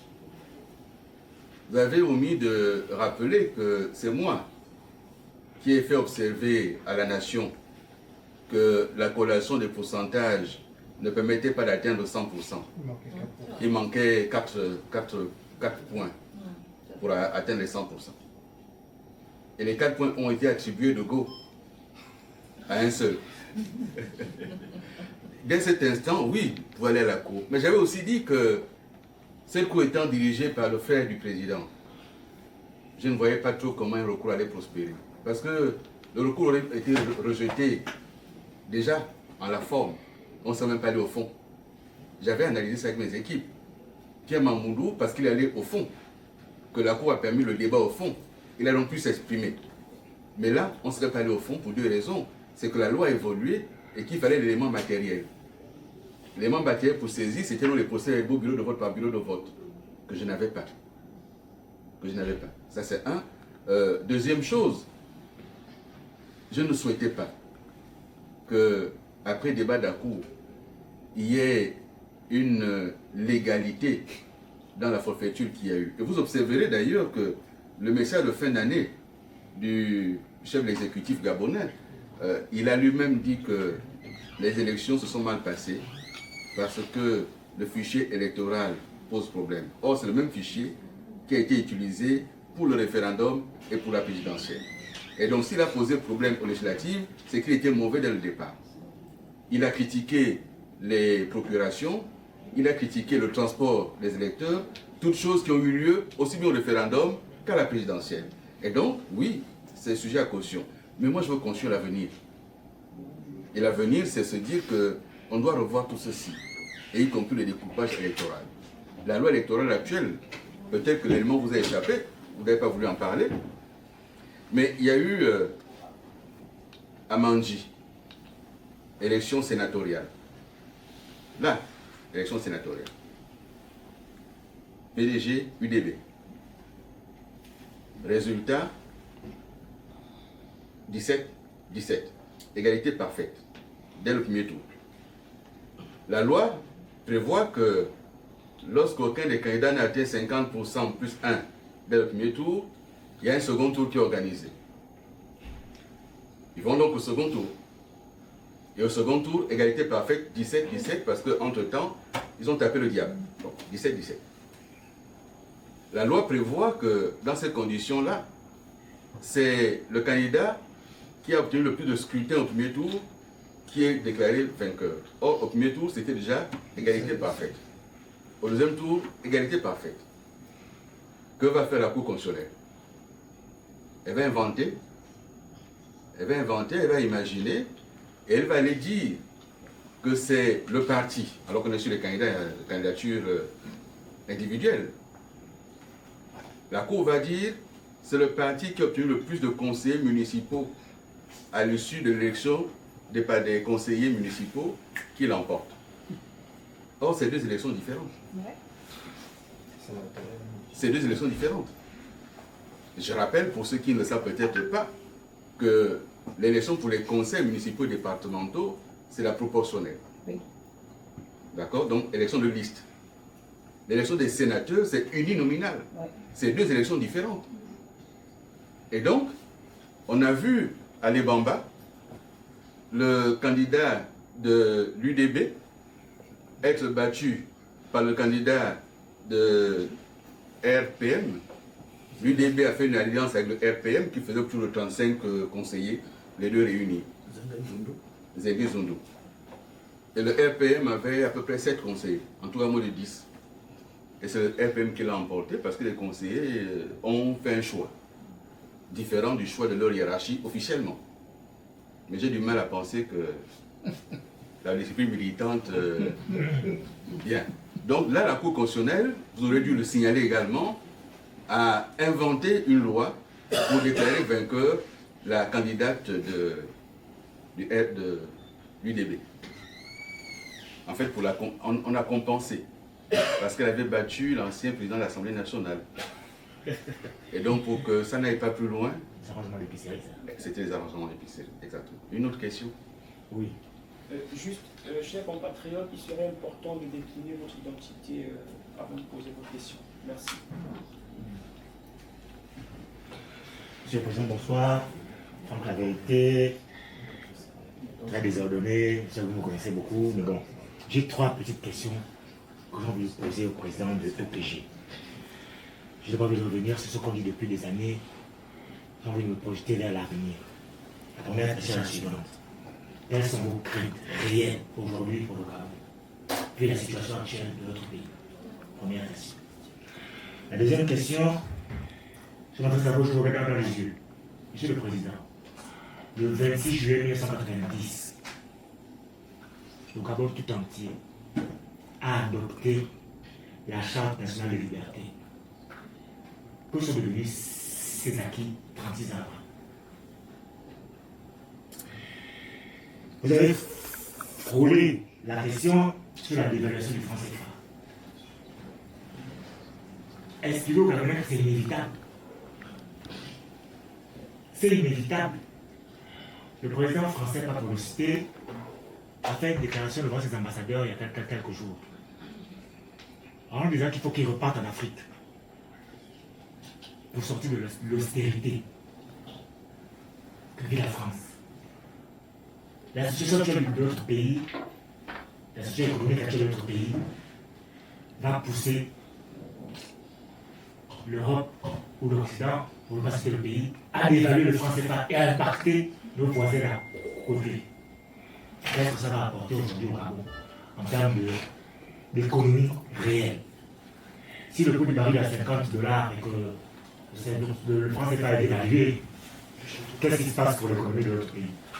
Comment on sort de là? Comment on traduit une vision pour la jeunesse gabonaise, pour les jeunes de 16, 17, 18 ans qui, en 2032, vont avoir la possibilité de voter le Gabon dans lequel ils vont vivre? Voici à peu près les 2-3 questions auxquelles j'aurais voulu que vous répondiez. Merci bien. La situation actuelle du pays, c'est plusieurs choses. nous avons déjà, sur le plan de la gouvernance générale, une dérive vers les privations des libertés. Les gens se sont battus pour que nous ayons un pays ouvert, avec un espace démocratique qui s'étend, et là il se réduit. Nous sommes en 2026, et cela fait 10 ans que nous avons adopté le Code de la communication, qui protège dans le texte les journalistes et qui interdit qu'on mette un journaliste en prison. Mais ce pouvoir estime que la volonté du général doit être la volonté générale. Et il fait ce qu'il veut. Mais les craintes les plus importantes, elles sont au plan économique et financier. Nous sommes au bord d'une explosion sociale. Cette explosion sociale, la grève des enseignants, n'est que l'un des aspects, mais les moins importants. La vie chère, la précarité. La précarité qui a été renforcée par la destruction des maisons de milliers de Gabonais. On a détruit les maisons à peine nourriture, on a détruit des vies. Et c'était en juin, je crois le 4 juin. J'étais en France d'ailleurs quand ça s'est fait. Mais nous sommes là en février. Il n'y a aucun projet. Il ne se passe rien dans cet espace. Il n'y a rien. Le fameux boulevard dit de la transition, de la libération, je ne sais pas trop quoi qu'ils ont commencé, il n'a pas 50 mètres. Et donc, ils ont cassé, mais sans aucun projet. Mais les populations qui vivaient là se retrouvent dans la précarité. Nous avons des compatriotes que nous connaissons très bien, qui étaient là, avaient leur maison d'habitation, avaient construit quelques petits logements qui rapportaient des revenus et qui sont aujourd'hui précarisés.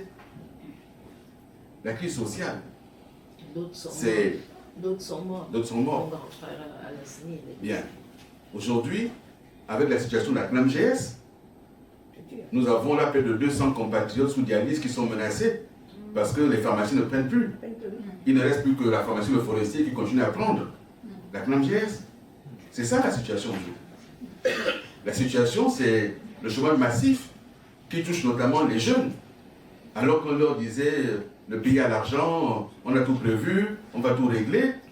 Mais la vraie crainte aujourd'hui, c'est l'explosion sociale. Et face à l'explosion sociale, nous avons un gouvernement qui n'a pas de réponse. La seule réponse va être la matraque. Et c'est pour cela que les Gabonais ont peur. Et lorsque vous entendez des expressions comme ce pays est bizarre, Ouais. mais c'est parce que maintenant, chacun crée le B2. Oui. Et puis j'ai des gens qui me disent, mais les autres sont en prison, que vous êtes en liberté, est-ce que c'est des arrangements? J'en profite pour répondre très clairement. Je ne suis dans aucun arrangement. J'ai choisi, moi, le désert, plutôt que la bonne vie de continuer avec un système. Les propositions m'ont été faites, comme vous le savez, j'ai refusé.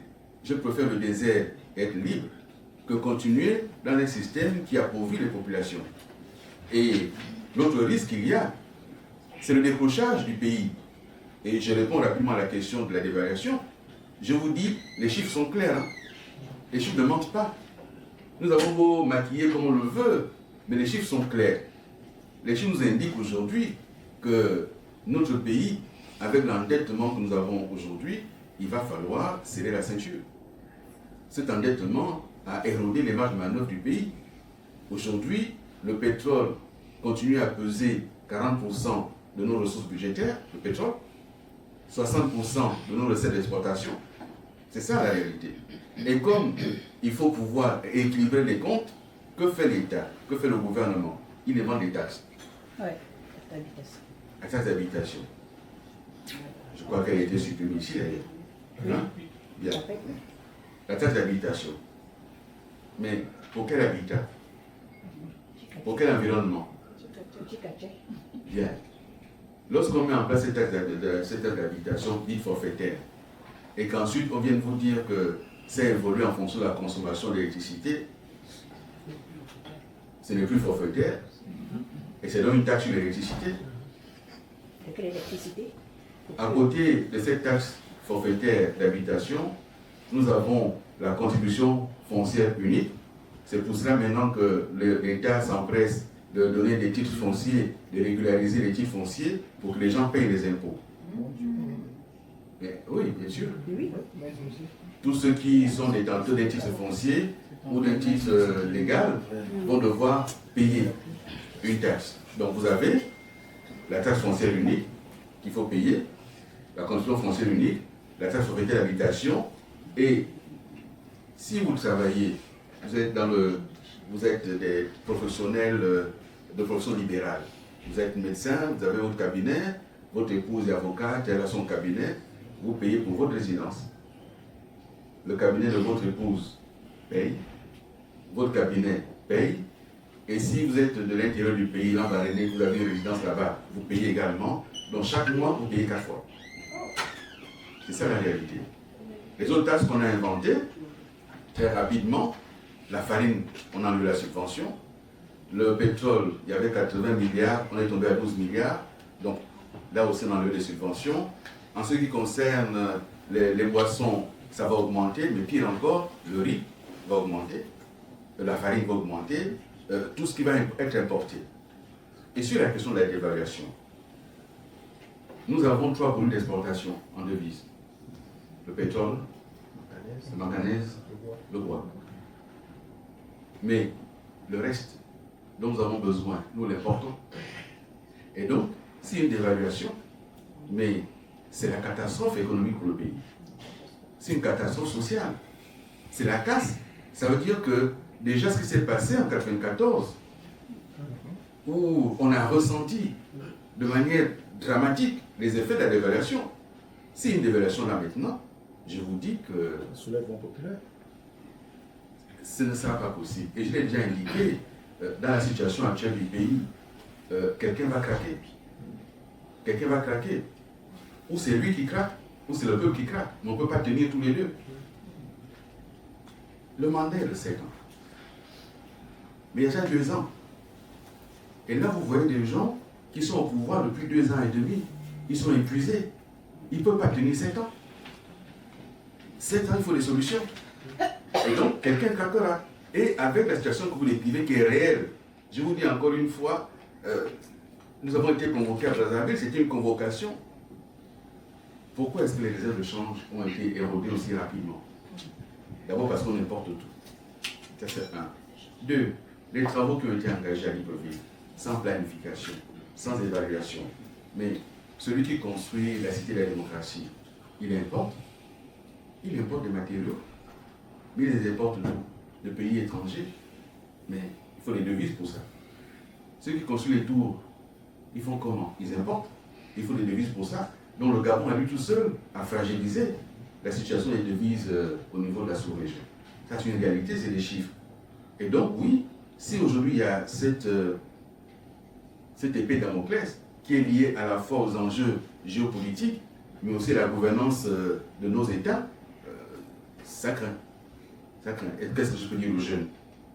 Mais d'abord de s'y préparer, sans être catastrophiste, mais ensuite de se dire que nous devons tout faire pour contraindre le pouvoir actuel à se ressaisir. Se ressaisir pourquoi? Regarder à nouveau les priorités et réorienter les priorités sur ce qui est social, sur la santé, sur l'emploi, sur la vie chère. Il faut subventionner les produits alimentaires. Il faut les subventionner. On dit qu'on va produire le poulet au Gabon, très bien. Mais qu'est-ce qui détermine le choix quand on va acheter? Quand on va acheter, sauf quand on en a les moyens. Ici en France, on va acheter bio parce qu'on a les moyens de payer bio. Mais ce qui détermine le choix, c'est sa poche. Qu'est-ce que je peux payer? Si le poulet de chair au Gabon me coûte plus cher que le poulet importé, comment on fait? Le ménage qui doit arbitrer entre les factures d'électricité, l'école des enfants, la nourriture, vous pensez qu'il va faire quoi? Il ne va pas acheter le poulet par patriotisme. Il faut donc que le poulet qui est produit au Gabon soit compétitif. Mais là, je vous ai dit, les conditions actuelles ne permettraient pas ça. L'achat des libertés. J'ai parlé tout à l'heure de l'histoire et de fonder notre parcours sur ce qui a été bien fait. L'achat des libertés, ce sont des Gabonaises et des Gabonais qui se sont réunis au lendemain de la conférence nationale pour dire nous devons fonder notre pays sur un certain nombre de valeurs. Et pour ça, on adopte une charte de liberté qui a été la référence de toutes les constitutions jusqu'à la modification qu'il y a eu là. On n'en fait plus référence du tout. Mais il faut revenir à cette charte de liberté et de la démocratie. Tous les pays, ou presque, ont des chartes. L'Union africaine a des chartes qui indiquent, en dehors des conventions, quels sont les éléments principaux sur lesquels on fonde une action. Mais la charte de liberté et de la démocratie au Gabon, on l'a totalement laissé tomber. Parce que ceux qui ont élaboré la constitution actuelle n'avaient qu'une idée en tête. Comment confronter le pouvoir d'un homme? Comment mettre entre ses mains tous les pouvoirs? La question n'était pas plus de démocratie, plus de liberté, de meilleures institutions. La question c'était comment on fait pour que sa volonté s'impose à tous. C'est ça. Et je crois qu'on a déjà échangé sur le sujet. La charte des libertés fait partie des éléments pour lesquels, Ensemble pour le Gabon, se donne un point d'honneur à remettre d'abord publier en écho pour que les Gabonais savent de quoi il s'agit. Il faut publier ces chartes. Déjà fait. Non, c'est fait sur vos réseaux à vous, mais il faut publier ces chartes. Et il faut ensuite la divulguer, faire en sorte que les Gabonais se l'approprient. Et il faut l'intégrer comme élément. Chaque parti politique au Gabon qui se bat pour la liberté devrait avoir cela comme prière. C'est l'œuvre des Agunjo Kawe, de Gulguede, de beaucoup d'autres qui ont beaucoup travaillé dans ce domaine-là. Bien. On va prendre deux dernières questions quand même. Hein? Ou on prend un peu plus. Deux questions. Deux. Dès qu'on a dit deux dernières, à toutes les messages. Bonjour Monsieur le Président, je me nomme...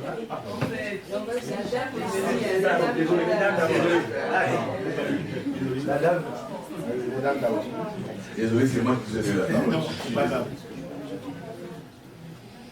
Approchez.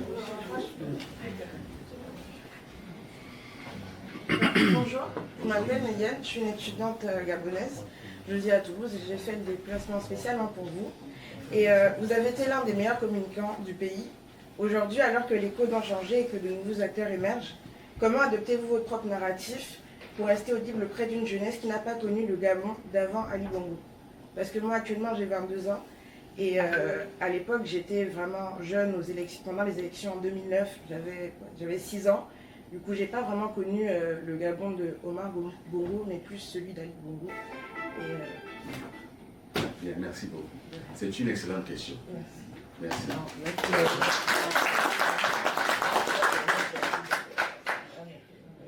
C'est une excellente question parce que dans l'histoire, la première chose que fait un pouvoir qui s'installe, c'est d'imposer son narratif. Et donc, de réécrire et d'effacer le passé. Et le narratif qu'on tente d'imposer aujourd'hui est un narratif qui tente de dire qu'en fait pendant 14 ans, le pays a été détruit alors que tout allait bien. Ce narratif, il faut pouvoir indiquer par des mécanismes de communication l'histoire du pays. C'est qu'on a commencé avec les podcasts que nous produisons.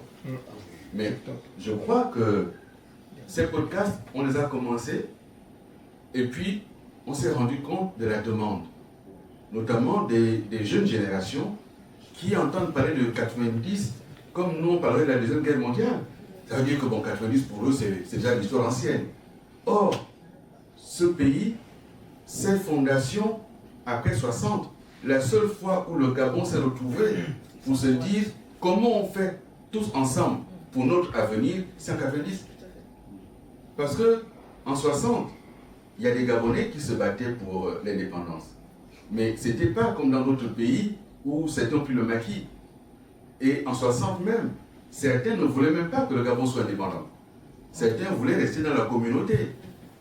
Mais 1990, là les Gabonais se sont assis de tout horizon pour dire comment on fait pour notre pays. Mais ils ne l'ont fait que sur la question politique. Parce que la question que posait la conférence nationale, c'était est-ce que vous voulez continuer avec le parti unique ou pas? C'était la question de la conférence nationale. Et on a répondu non. On veut le multipartisme intégral et immédiat. Donc adoption d'une nouvelle constitution, adoption de la charte des libertés et mise en place de nouvelles institutions. Mais là où il est intéressant de dire toute cette histoire, c'est aussi de voir le déplacement des acteurs. les acteurs qui parfois ont été dans l'opposition, opposition violente, se sont retrouvés ensuite dans la majorité. Ceux qui étaient dans la majorité se sont retrouvés dans l'opposition. Et personne, quasiment, n'est totalement neuf. Bon, il y a de nouvelles générations, bien sûr, mais je parle de ceux qui étaient là depuis 90. Donc, vous me posez la question à la fois en tant que communicant et aussi en tant que leader politique aujourd'hui. Je crois que nous devons faire un travail concernant l'histoire de notre pays. Mais cette histoire, ce n'est pas de faire de l'idéologie, c'est de dire les faits. C'est de dire les faits. Et tout le monde me dit, écoute, écoutez, monsieur le président, il faut écrire. On me dit, le podcast, c'est très bien. Il y en a qui l'attendent le soir. Depuis 2 jours, ils ne l'ont pas eu. Je dis, il y avait coupure. De 17h à 7h du matin. J'ai été ministre de l'énergie. Nous avons de bons techniciens. La SEG a de bons techniciens. La SEG est confrontée à 3 problèmes. 1, les ressources financières. L'État lui doit énormément d'argent. 2, le vieillissement des équipements. On a beau renforcer, on amène des bateaux et tout, mais le système de distribution est défaillant. Et l'incident de l'autre jour, c'est simple. On a fait passer une puissance supérieure à ce que le réseau pouvait supporter. Et le réseau a craqué. Voilà, c'est ça, le deuxième problème. Le troisième, c'est la production. Mais pour revenir à ce que vous posez comme question, qui est en fait une proposition, une suggestion, c'est effectivement de mettre des outils à disposition des jeunes Gabonais pour qu'ils connaissent de l'histoire. Il faut le faire sous 2 formats. Un format simple, numérique, tel qu'on l'a commencé, il faut l'améliorer. Et il faut écrire. Il faut écrire notre histoire de 90 à nos jours. Je crois que c'est important. Merci, madame. Mademoiselle. Elle n'a pas demandé 90, elle a demandé depuis Omar Bongo. Or, vous vous inscrivez que l'histoire politique, mais l'histoire elle-même, celle que moi j'ai appris en 1968, rien qu'à commencer par la Concorde. Qui a écrit la Concorde? Parce que moi j'ai appris dans des précis. Après, M. Méo-Liban est venu faire. Après ça, parce que je suis enseignante, hein, j'ai une école privée. Donc, après ça, le petit livre jaune, il démarre d'Omar Bongo. Petit livre vert. Mais maintenant, les nouveaux là, les nouveaux, vous allez voir que je vais le regarder quand je peux, s'il vous plaît. Les nouveaux qui ont été faits par Mungumba, complètement biaisés. Est-ce que vous, ici dans la salle, vous savez que Logo et Vindo, il y avait Lastouville et Kulamutu? Oui. On est parti de 5 régions. 5. Est-ce que les jeunes là, vous le savez? Non. C'est cette histoire-là, pas l'histoire politique. D'accord. Bien. Maintenant, la Camélia, bon, moi je cite les noms, hein, elle vient de faire des nouveaux manuels. Est-ce que vous savez que dans la sous-région, même les francophones, le Gabon est le seul à ne pas avoir des programmes? Tapez sur Google, programme école élémentaire gabonais, rien. Programme école maternelle gabonais, rien. Programme, mais tapez les Comores, les machins, tout le reste, ils ont. J'ai demandé à une dame, parce qu'il y a eu des manuels que Hachette Éducation a sorti, hein, francophone. Tous les pays. Je dis, mais pourquoi il n'y a pas de Gabon? Parce qu'on n'a pas eu les inspecteurs pour venir rédiger. Moi, en maternelle, je travaille avec des manuels du Cameroun, bilingues, très bien faits, quand je ne prends pas la France. D'accord. J'ai compris. Donc, il faut enseigner à ces enfants-là l'histoire, pas que l'histoire politique. Tout démarre pas en 90. Vous avez raison. Merci. Hein? Merci.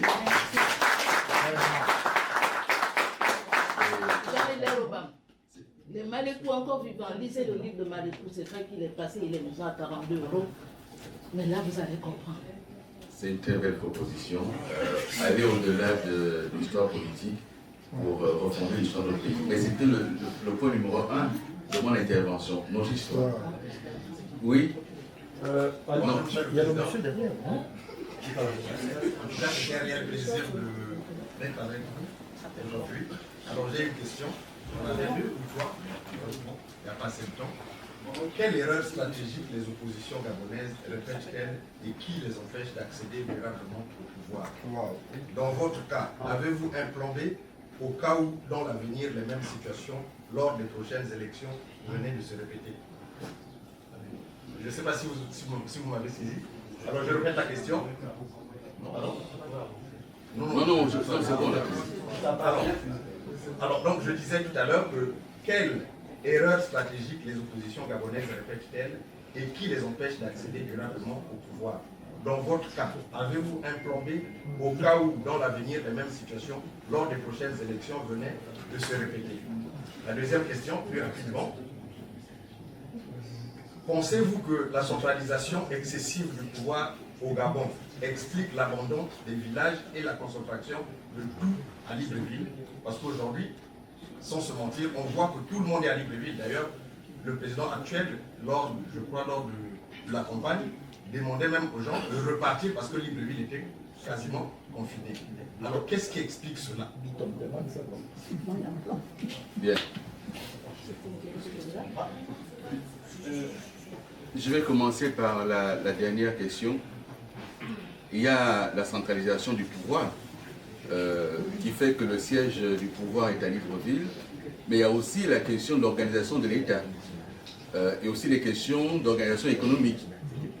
Si l'État est organisé de sorte de déconcentrer véritablement ses services, il y aurait beaucoup plus de monde en province. Si on réorganise la question économique, il y aurait beaucoup plus de monde en province. Donc c'est à la fois la politique, c'est aussi l'État, c'est aussi l'économie. Mais vous avez raison, tout le monde est à Libreville parce qu'il y a l'attrait. C'est à Libreville qui a quand même quelques services publics qui fonctionnent. C'est à Libreville qui a la possibilité d'avoir un emploi. C'est pour ça que tout le monde vient à Libreville. Mais si on fait le chemin retour et que véritablement on arrive à développer l'intérieur du pays, il n'y a pas de raison que les gens restent dans les villages, plutôt qu'ils quittent les villages. Mais pour tout cela, il faut une réflexion préalable. Vous voyez, 7 milliards par province, on en est où? Moi, j'ai mis 2 hypothèses. Parce que j'ai du mal à croire que tous les Gabonais des 9 provinces du Gabon qui ont reçu les 7 milliards par province là, les ont détournés. Et si les ont détournés, où sont les poursuites? Donc pour moi, ces 7 milliards, soit ils sont sortis du trésor, mais ne sont pas allés dans les provinces, soit ils n'ont jamais existé. Deuxième hypothèse. Je ne sais pas si vous connaissez la localité gabonaise qu'on appelle Ovan. Si vous mettez 1 milliard d'argent réel à Ovan, vous voyez l'impact sur le terrain. Ouais. Si vous mettez 1 milliard à Libreville, vous n'en voyez pas l'impact. Vous voyez ce que je veux dire? Donc, quand je parle d'organisation de l'État, qu'est-ce qui fait en sorte qu'aujourd'hui, sur la question de la décentralisation, Ovan et Makokou sont des communes de plein exercice? Comment Ovan peut être une commune de plein exercice au même titre que Makokou? Ou Makokou au même titre que Port-Gentil? Donc il faut mener une réflexion de fond sur ces sujets-là et aller par gradation, de manière évolutive, et se dire comment on revient. On peut décider de remettre des grands ensembles pour favoriser un certain nombre d'activités. La question du village, elle a été évoquée, la question du village. Le village est resté, depuis la coloniale, une seule entité administrative dans la tête de l'État, qui ne sert à rien, parce que l'entité administrative là n'a aucune fonction. Quand on est dans un village, quelle est la fonction de l'État en tant que village? Mais si on change, comme d'autres l'ont fait en Asie, en disant le village est aussi une entité économique, et que l'État alloue à un village un certain nombre de missions, d'orientation et de moyens économiques, en disant le village Awa, dans le Volontaire, pour cette année, votre côté agricole, c'est tant de tonnes de bananes, tant de tonnes de manioc, tant de tonnes de farine, de blé ou de maïs. Dans ces conditions-là, on ramène le moniteur agricole à Awa, qui n'existe plus, le moniteur agricole. dans ces conditions-là, on fixe les populations. Dans ces conditions, on a l'activité sur le terrain. Mais le village aujourd'hui, on a un chef de village, même les monographies ne les tient plus. Il y a combien d'habitants dans le village, qui est né, qui est décédé, qui est étranger, on ne tient plus ces monographies-là. Mais ils sont là pour accueillir le préfet, le sous-préfet, le ministre. Donc c'est pour ça que je disais tantôt qu'il faut que dans le cadre des états généraux de la nation que nous proposons, tous ces sujets soient posés sur la table. La question de l'histoire de notre pays. L'ancien Premier ministre Léon Mebiamba, paix à son âme, quand il était candidat en 1993, au dossier de la RTG, non, c'était l'émission sur les élections. On lui a demandé ce qu'il fallait changer. Les Gabonais ont retenu la boutade sur l'état des toilettes et tout ça. Non, ce qu'il a dit, c'est qu'il fallait réécrire le mémorial gabonais. Il a dit que le mémorial n'est pas la vraie histoire du Gabon. Or, les jeunes, quand ils veulent aujourd'hui lire sur le Gabon, c'est quoi la référence? Le mémorial. Donc si le mémorial est faux, bon, c'est pas moi qui le dis, hein, c'est Léon qui l'avait dit.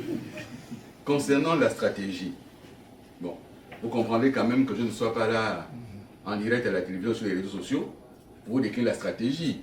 Mais les erreurs, pour parler de la question par exemple de 1993, j'ai évoqué tantôt la fatigue. Un des éléments que j'ai pu observer, c'est que nous ne tenons pas sur la durée le combat politique. Très vite, les uns et les autres s'épuisent. Très vite, la réalité sociale quotidienne rattrape les uns et les autres, et puis le pouvoir joue le ça. Et on va venir coopter un tel, on va coopter un tel, on va coopter un tel. D'ailleurs, depuis là, ça a commencé, ça a repris. Au sein des rangs de EPG, comme ailleurs. Mais il faut travailler à sensibiliser davantage sur le combat politique, le sens du combat politique. L'élection est un temps politique, mais l'élection n'est pas un combat politique. L'élection, c'est un acte citoyen qui est accordé par la Constitution à tout habitant d'un pays en âge de voter et qui est inscrit. Ça, c'est un acte citoyen. Mais derrière l'acte citoyen, il faut un acte politique. Et l'acte politique se structure, s'organise, en se disant il y aura élection. Et donc, quand on dit il y a élection, on va commencer par analyser, lire ensemble la loi électorale. Comment elle est faite? On va regarder la liste électorale. On va regarder sur 5 élections précédentes, quels ont été les taux de participation, quels ont été finalement les différents scores obtenus par les uns et les autres pour fixer les moyennes. Et se dire, on y va. En cas de ci, on fait quoi? En cas de ça, on fait quoi? Tous ces sujets-là, si quelqu'un vous dit, j'ai un carnet d'adresse, que si on veut ma victoire, je vais me débrouiller. Bon, la population va faire son travail, va voter, et va dire, bon, on attend le carnet d'adresse. C'est un exemple que je prends, c'est pas, je ne dénigre pas. Je dis simplement, à un moment donné, il faut pouvoir travailler à se dire, ça peut ne pas fonctionner, mais si ça ne fonctionne pas, qu'est-ce qu'on fait? Mais, pour que les choses soient très claires, moi je ne crois pas à la solution des armes. Je ne crois pas à la solution militaire. Et ce ne sera jamais pour moi une option pour arriver au pouvoir. Il faut arriver au pouvoir. Et c'est pour cela que ce pouvoir est fragile, parce qu'en fait c'est un pouvoir qui est fondé sur une trahison initiale. Et parce qu'une trahison initiale, il ne peut pas faire autre chose que agir sur la force.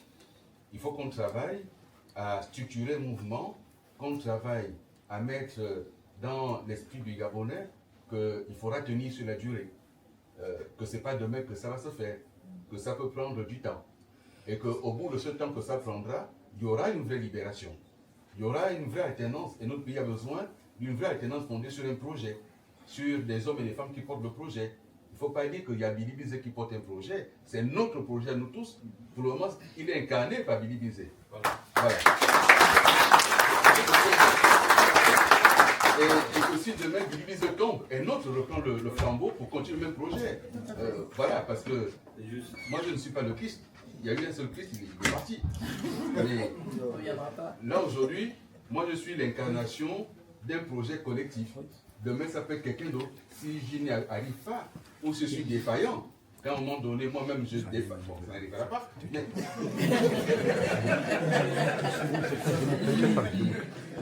ça n'arrivera pas, mais si un tombe, l'autre se lève.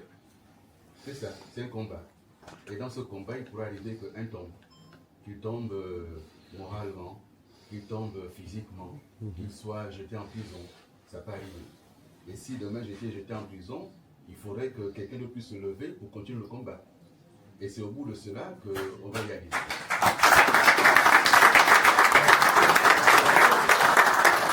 Alors, excusez-moi, on aurait besoin de synchroniser les questions. Donc s'il y a 2-3 questions, je pense que le président est en mesure de faire 3 en 1. Donc est-ce que les trois personnes peuvent se lever et on va essayer de poser une question en une, s'il vous plaît. Et la dame au fond. Ça en fait 4. Voilà. Bonjour Monsieur le Président. Les 4 dernières. Je me nomme Alain Joël Rebendavia. Ma question est la suivante. Je suis principalement venu sous l'impulsion de mon frère Franck Joktan, mais je dois dire que le message qui m'a impacté, c'est surtout la rupture. Je ne pense pas que vous voulez parler d'une rupture seulement que politique, et je crois que la politique doit être mise à tous les niveaux. Je prends par exemple un exemple, celui depuis un moment, les Gabonais sous l'influence de la souffrance sont maintenant dans la débrouillardise, c'est-à-dire que maintenant il y a un sursaut national qui fait que chacun veuille pouvoir manifester ce qu'il a comme don ou à offrir aux Gabonais. Donc je pense que dans ce contexte, il faudrait que les politiques soient à même de protéger, sinon accompagner ces derniers, n'est-ce pas, pour ne parler que de ce point. Vous avez parlé tout à l'heure de l'élevage, ou du moins tout ce qui est agriculture. On a nos voisins qui sont les Camerounais, qui sont plus axés, plus assis sur ça. Je ne pense pas qu'il faut qu'on aille chercher des Européens forcément pour nous apprendre. Au sein de la CEMAC, il y a par exemple des gens qui ont ces compétences et capables d'aider leurs frères. Parce que la CEMAC, comme l'Union européenne, ils fonctionnent ensemble contre le reste du monde. Il faudrait que nous ayons cette impulsion-là. Je voulais savoir, du point de vue rupture, si vous portez un projet qui permet justement d'impulser justement le climat local dans tout ce qui est entrepreneuriat, mais tous en te basant sur ce que les voisins peuvent apporter comme connaissance. Merci. Allez. Je tiens à vous saluer, monsieur Alain-Claude Bélibilisé. Vous êtes connu à l'époque quand vous étiez l'honorable député. Et bien sûr, j'étais Yves le costumier. Vous avez été mon meilleur client, et je crois que vous vous en rappelez. Et je tiens à vous féliciter parce que, évidemment, vous avez encouragé un jeune entrepreneur gabonais qui osait se déplacer dans les institutions pour proposer des cravates, des costumes et des stylos Montblanc de luxe. Et vous m'en avez pris pour 2 millions de francs CFA, donc déjà... C'est un souvenir mémorable. Bien que je sois le fils de la petite sœur de Patience Davani, et que mon père fut bien sûr chef de protocole du Sénat, je tiens à vous saluer, parce que pour moi, je crois que la politique, c'est un combat qui doit se faire dans l'art des règles, et vous êtes un poids lourd à l'intérieur. Donc, monsieur Alain-Claude Bélibilisé, moi je voulais bien sûr vous poser cette question. Ça concerne le colloque de tous les entrepreneurs. Parce qu'aujourd'hui, c'est vrai, il y a une banque de l'entrepreneuriat, mais j'ai plusieurs amis qui se sont butés à des complications et des obstacles. Donc vous êtes un acteur politique qui est fin dans l'art de l'oration. Pour les entrepreneurs, pour le combat que nous avons de vouloir installer des entreprises pérennes au Gabon, mais malgré cela, il y a quelques petits murs de Berlin qui seront cassés bientôt, je l'espère. Quel sera votre apport? Quelle sera votre prise de parole pour soutenir ou encore pour apporter un chemin qui conduit vers la lumière afin que les entrepreneurs puissent avoir des assises financières sûres? Je vous en remercie. Quelles sont les actions concrètes à part le fait d'écrire des livres ou faire des podcasts? Est-ce que vous irez sur le terrain? Et vous avez parlé de vision, est-ce que vous pouvez nous en parler un peu plus? Enfin, vous l'avez brièvement dit, mais est-ce que vous pouvez l'expliciter, s'il vous plaît?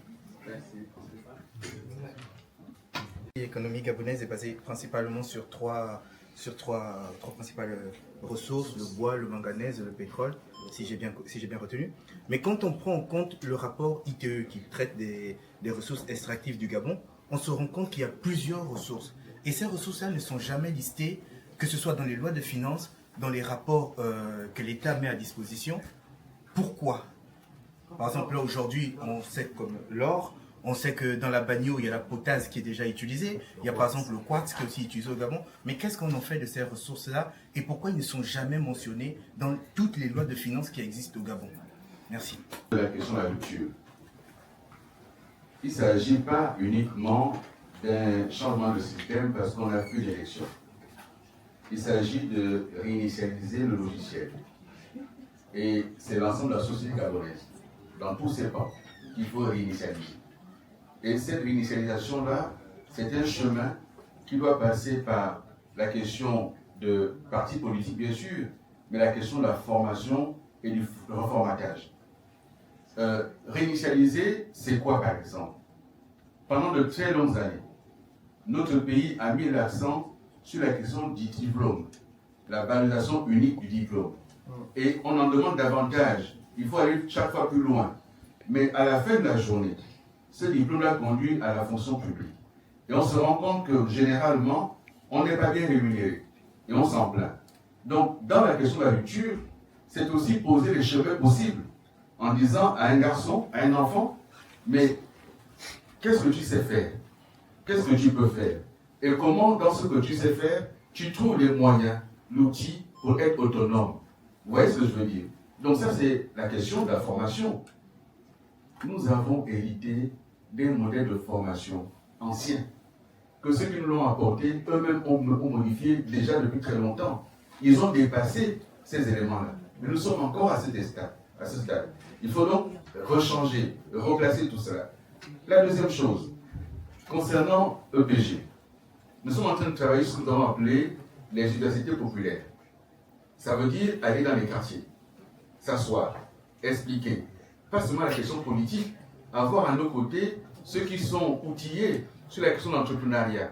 Comment aller dans le quartier bénévolement, sensibiliser les jeunes à l'entrepreneuriat.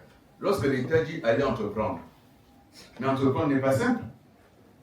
Entreprendre demande une formation, entreprendre demande un accompagnement, parce que quand on entreprend, on a un projet dans sa tête, on se dit tiens, mon jeune fils là, oui je vais aller vendre des vêtements, mais il faut qu'on trouve des gens qui peuvent acheter. Mais on peut ne pas vendre. Ou alors on peut vendre, mais on ne peut pas le bon acheteur, donc il ne paye pas. Vous voyez ce que je veux dire? Donc il y a un parcours. Lorsqu'on doit y arriver, il faut refaire l'État. Refaire l'État, c'est-à-dire quoi? C'est-à-dire chacun, à l'endroit où il est, doit être en capacité de subvenir à ses besoins. Et subvenir à ses besoins, c'est que l'État accompagne pas seulement l'assistance, l'assistanat, mais aussi la jeune fille qui va entreprendre, comment on aide pour qu'elle ait des outils pour entreprendre. Une fois qu'elle a eu cette formation, comment on l'accompagne sur un premier chouïa pour démarrer une activité. Une fois qu'elle a démarré, comment on fait pour avoir un tuteur qui va l'aider, qui va l'accompagner jusqu'à ce qu'elle soit autonome. C'est ça la rupture. La rupture, c'est aussi, et là j'enchaîne avec la question de M. Rebenambia, la rupture, c'est aussi de se dire, nous sommes 2 millions d'habitants. Lorsqu'on est 2 millions d'habitants, moi j'ai encore jamais vu un pays où quelqu'un a coupé un morceau de terre, il l'a emporté sur sa tête ailleurs. Donc quand on est 2 millions d'habitants, comment est la question de l'agriculture? Comment est ça? Dans l'espace CEMAC, le SMIC au Gabon, le SMIC, il est à 80 000. 80 000. Le SMIC agricole au Cameroun, si mes derniers chiffres sont encore exacts, il est à moins de 30 000. Mais au Cameroun, ils ont des lycées agricoles.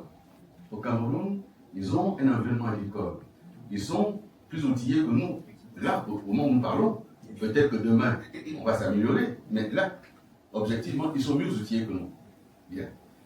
Comment on fait pour s'imaginer qu'on peut, comme ça, le jour au lendemain, démarrer et les rattraper ou les dépasser? Première chose, dans quoi est-ce que nous pouvons être compétitifs? Si on ne vise que le marché national, c'est compliqué. Il faut qu'on vise aussi le marché CEMAC.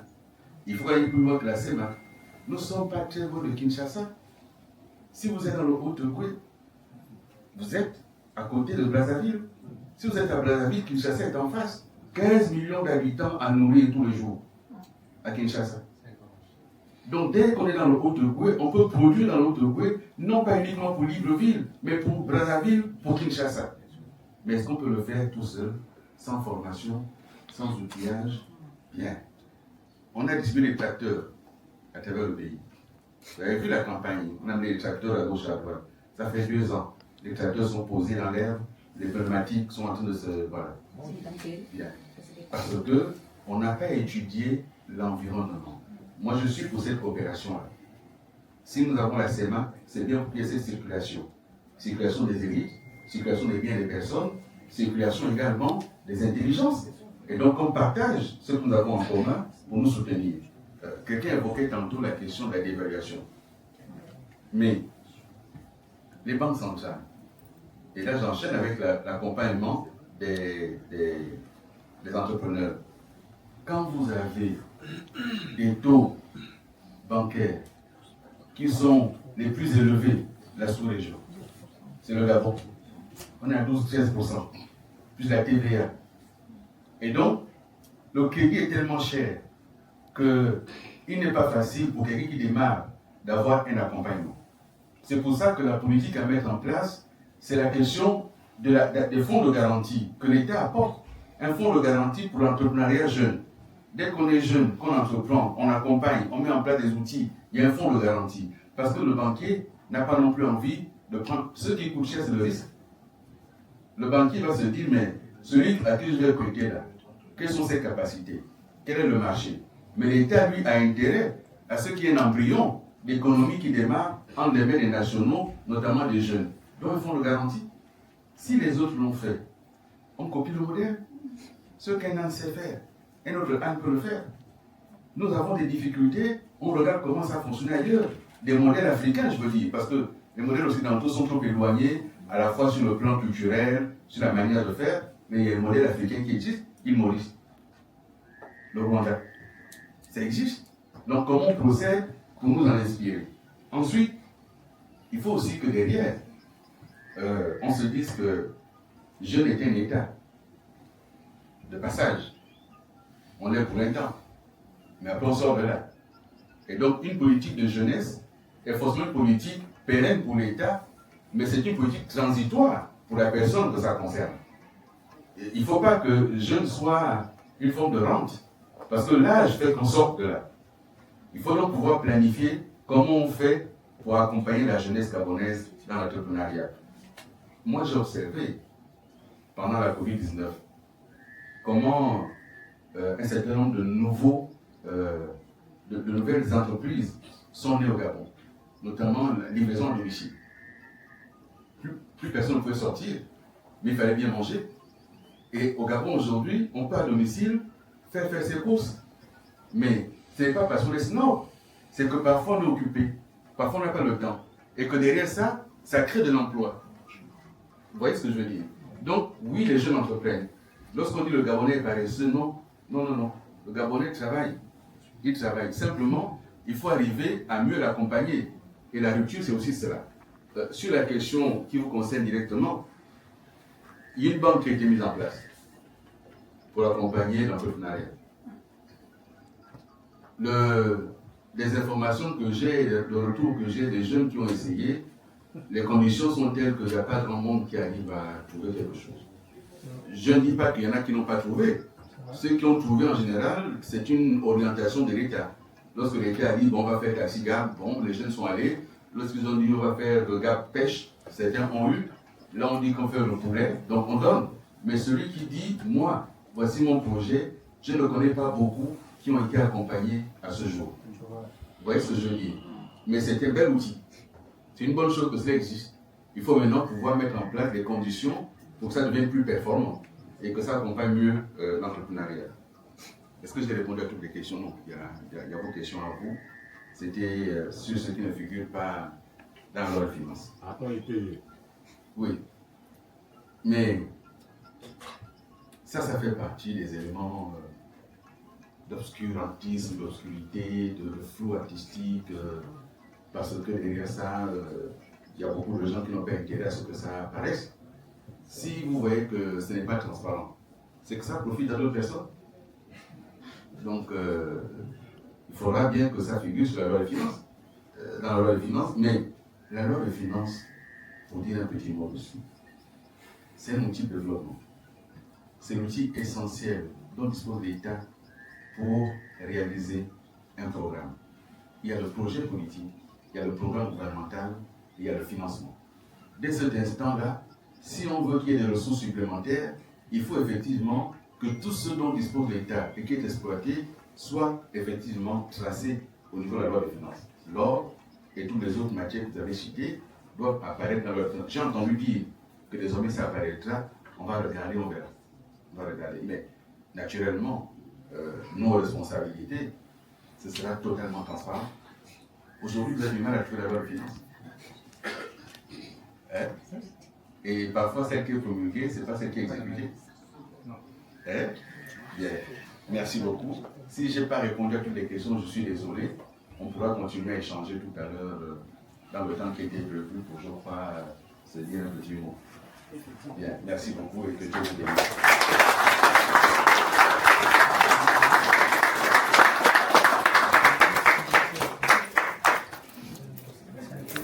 Ont voulu marquer ce moment et nous leur avons demandé de patienter afin que ce moment soit rempli de solennité. Nous vous avons attendu pour que vous puissiez lancer officiellement et de manière physique les adhésions au niveau de la diaspora. Je tiens à préciser que cette phase avait débuté en ligne, mais de manière physique, nous avons tout fait pour que le président soit là et pour qu'il donne le ton. Les images que vous voyez défiler derrière sont les référents de Ensemble pour le Gabon Diaspora vers qui vous allez vous tourner dans vos différentes régions pour procéder de manière vaste aux adhésions. J'invite Madame Héloïse à se présenter et le président signera officiellement et lancera les adhésions de EPG Diaspora.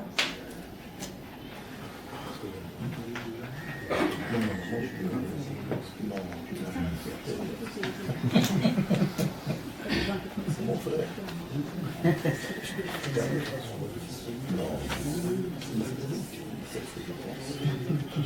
Mais Héloïse n'a pas encore signé de son côté. Voilà. Non, c'est d'abord l'adhérent qui signe et le président signe après l'adhérent. Voilà. Ok, parfait. Voilà.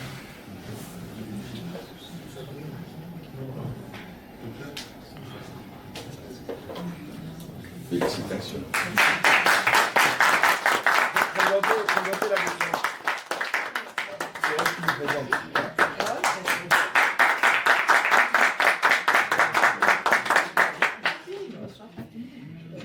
Chers compatriotes, le président donnera son mot de fin et après ce mot de fin, il va se retirer.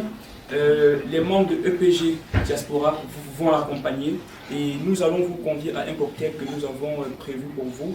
Et 15 minutes plus tard, la presse sera conviée à l'interview et le président se retirera définitivement.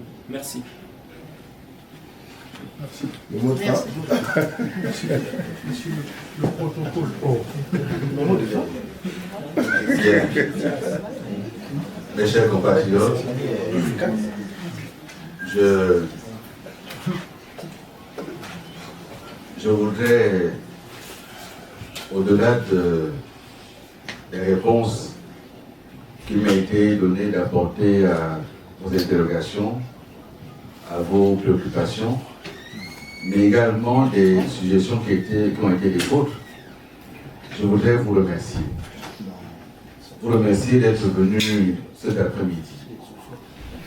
Vous êtes venu d'abord parce que vous avez entendu parler du message que nous portons.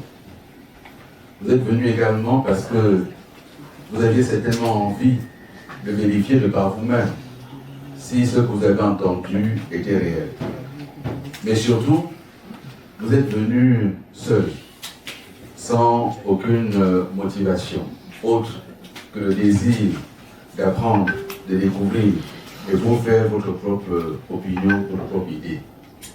Ce séjour que je viens de terminer en France a été rendu possible par ceux d'entre vous qui sont ici, qui m'ont invité. Ce séjour m'a permis d'avoir des échanges, d'avoir des rencontres avec un certain nombre d'acteurs des milieux politiques, diplomatiques, journalistiques, économiques et autres. Mais c'est un séjour qui m'a permis d'aller rencontrer les jeunes Africains, membres de l'association, d'une association des étudiants africains de Sciences Po. Nous avons eu un bel après-midi d'échange où j'ai découvert des jeunes Gabonais qui sont brillants, qui font des études, de bonnes études en France, avec de jeunes Africains. Et nous avons eu 2 heures, peut-être même 2 heures et demie, d'un échange extraordinaire. J'en garde un souvenir impérissable. Et le souvenir de ce que nous avons vécu cet après-midi sera tout aussi impérissable. Je repars à Libreville rassuré de ce que nous avons dans la diaspora, ici en France et ailleurs, des hommes et des femmes qui sont porteurs de valeurs et qui sont prêts donc à se battre pour faire entendre ces valeurs-là et pour faire avancer le besoin que nous avons tous de réaliser pour notre pays une rupture totale, une rupture politique, une rupture économique, mais aussi d'apporter de nouvelles valeurs pour notre pays. On doit construire le Gabon des valeurs. Merci et que Dieu nous bénisse.